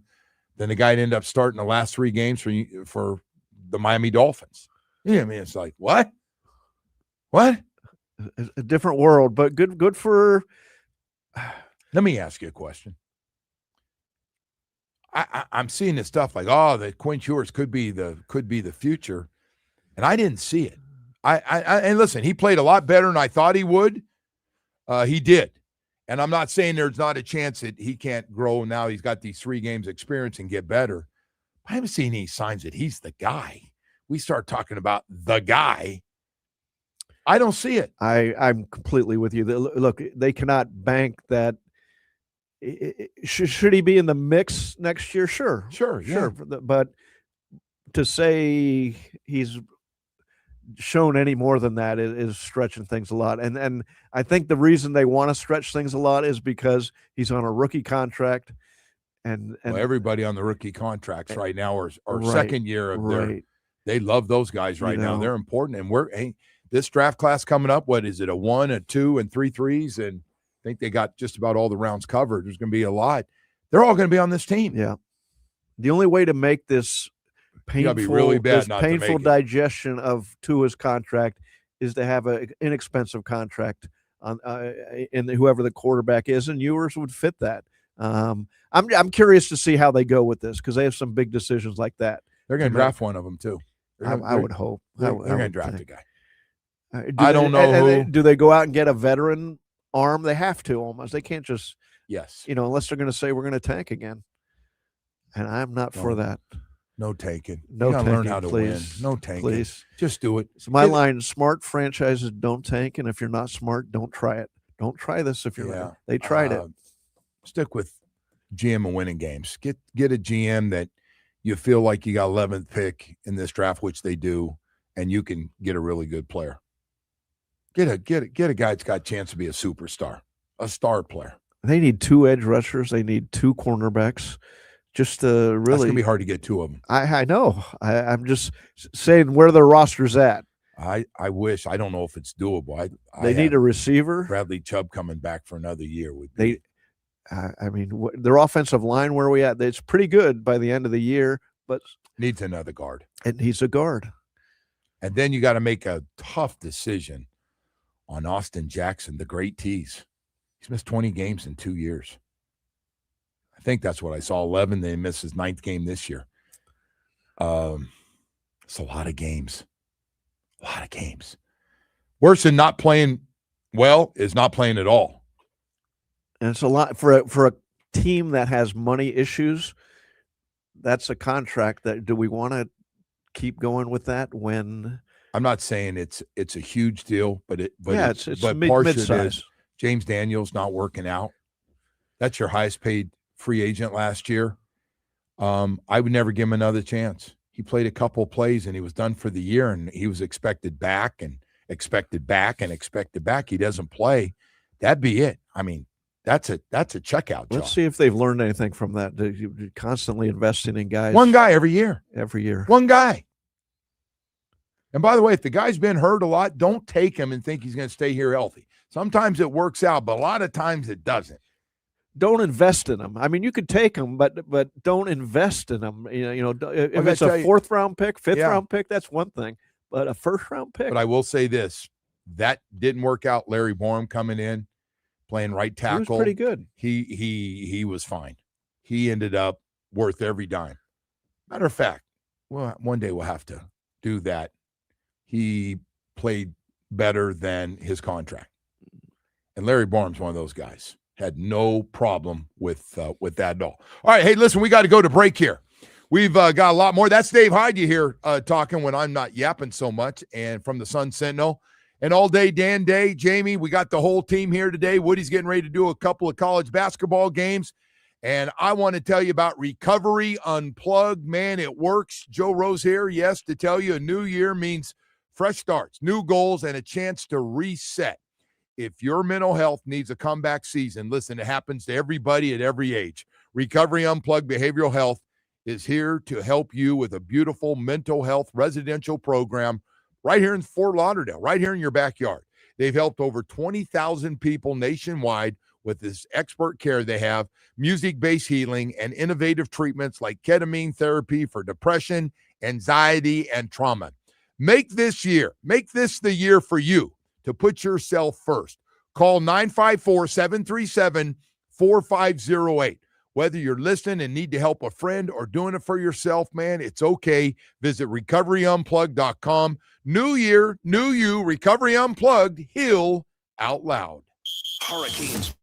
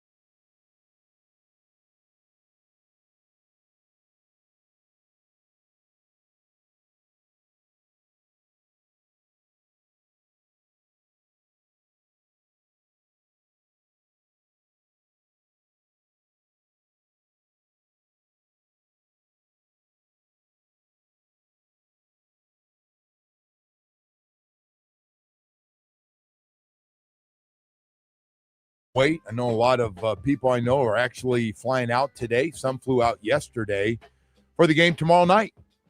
Fiesta Bulls haven't been kind to UM, you know. I'm gonna let that go. You're gonna let it go? I refuse to bring up. I They're due. refuse to bring up Larry Coker going out thinking he won that game with that flag that was thrown like 20 seconds after the play. They're due for some good news out there, right?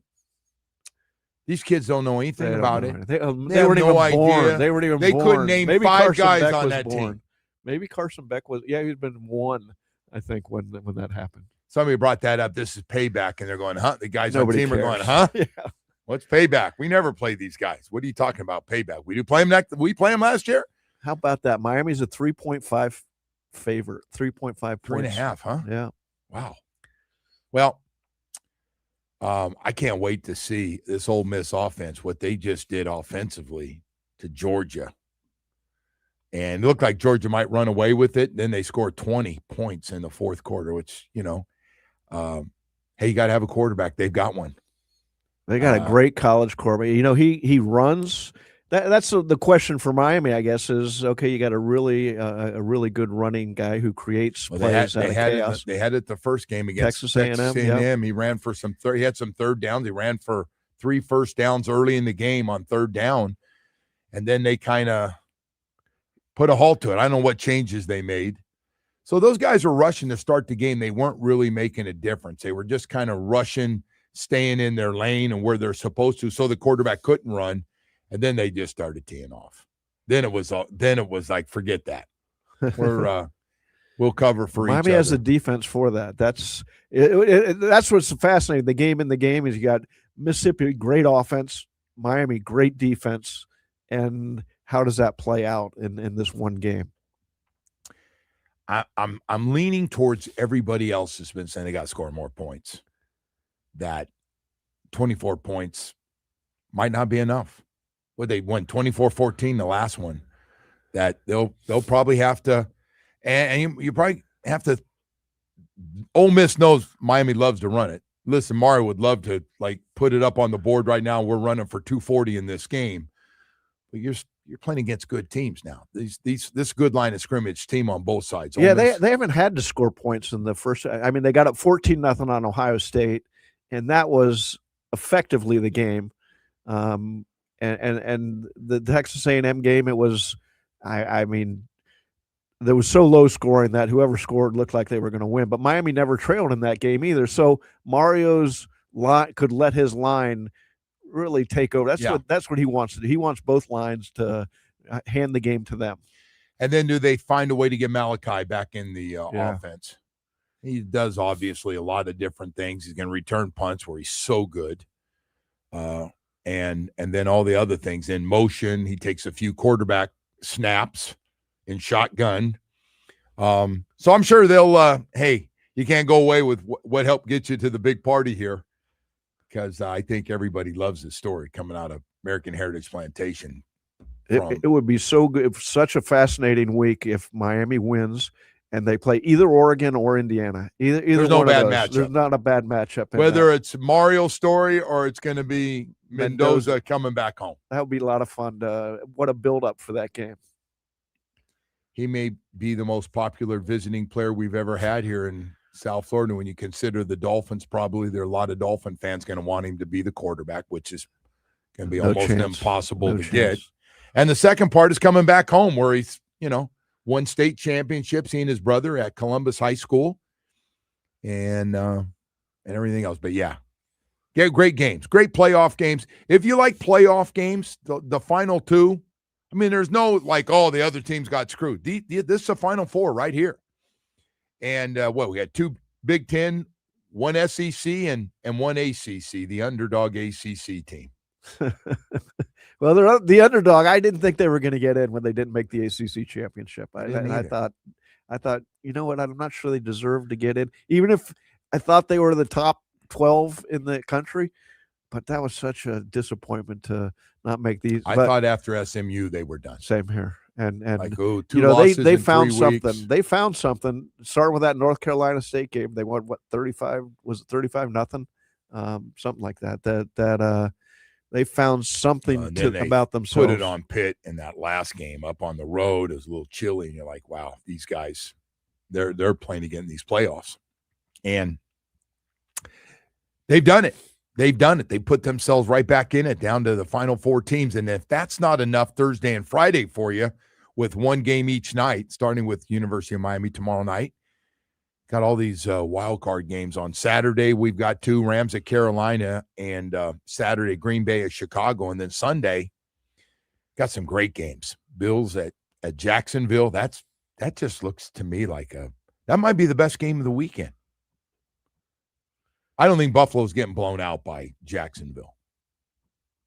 I just don't trust Buffalo. I don't trust Jacksonville in the playoffs, but to me they're the best team going in the AFC right now. Going into the playoffs, they're the hottest. I could see the Texans beating the Steelers. Yeah, they're probably favored. I haven't looked, but I'm guessing they are. Can the Steelers score anything against that defense? To your point, we talked earlier. It's not Aaron Rodgers' fault. I just don't know that he has enough firepower at receiver. Well, he gets one guy back. He does. Gets his big guy on the outside back, who's a big physical freak. Physically, that's a compliment. As just a hell of a talent, but boy, they are shorthanded wide receiver. Whatever they get, man, God bless you, Aaron Rodgers, for being able to do it. And then we've got the watch on here, man. We got the watch. I don't expect to hear anything for a few days, do you, on this GM? The only thing you might expect is Harbaugh, like what's some of his thought process, or he's ruling out certain people. I mean, I think the Dolphins are on pause until they hear. I mean, they'll interview candidates. I don't see Harbaugh going to Cleveland. No. A lot of people say I don't see him coming to Miami, and I get why he wouldn't. Look at the salary cap situation. Look at no quarterback. Look at the roster. Everybody's aware. Every guy has already done their homework that's getting interviewed by the Miami Dolphins, and they know exactly what they're getting into. Now, they may be a little surprised. I may be wrong, but they know salary cap hell. They know no quarterback right now. None that you're going to feel comfortable with going in. Hey, this is our guy. How do you like him?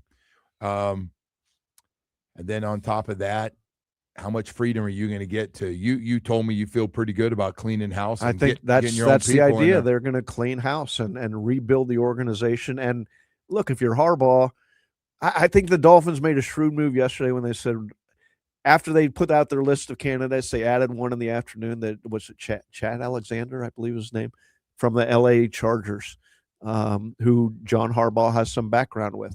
So, wow. I mean, that's a flare going up saying, hey, look at us. So we'll see if they can pull something like that off.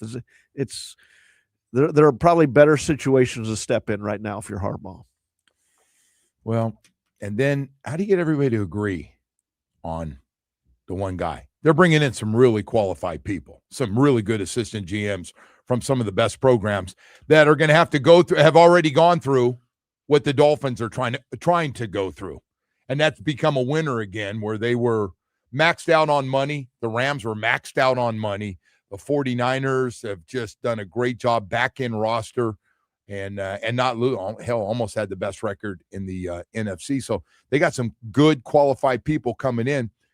I always wonder, okay, everybody's going to give their own opinion. They're in there to have their own opinion and not just go along with whatever the lead guy says. I'm really curious.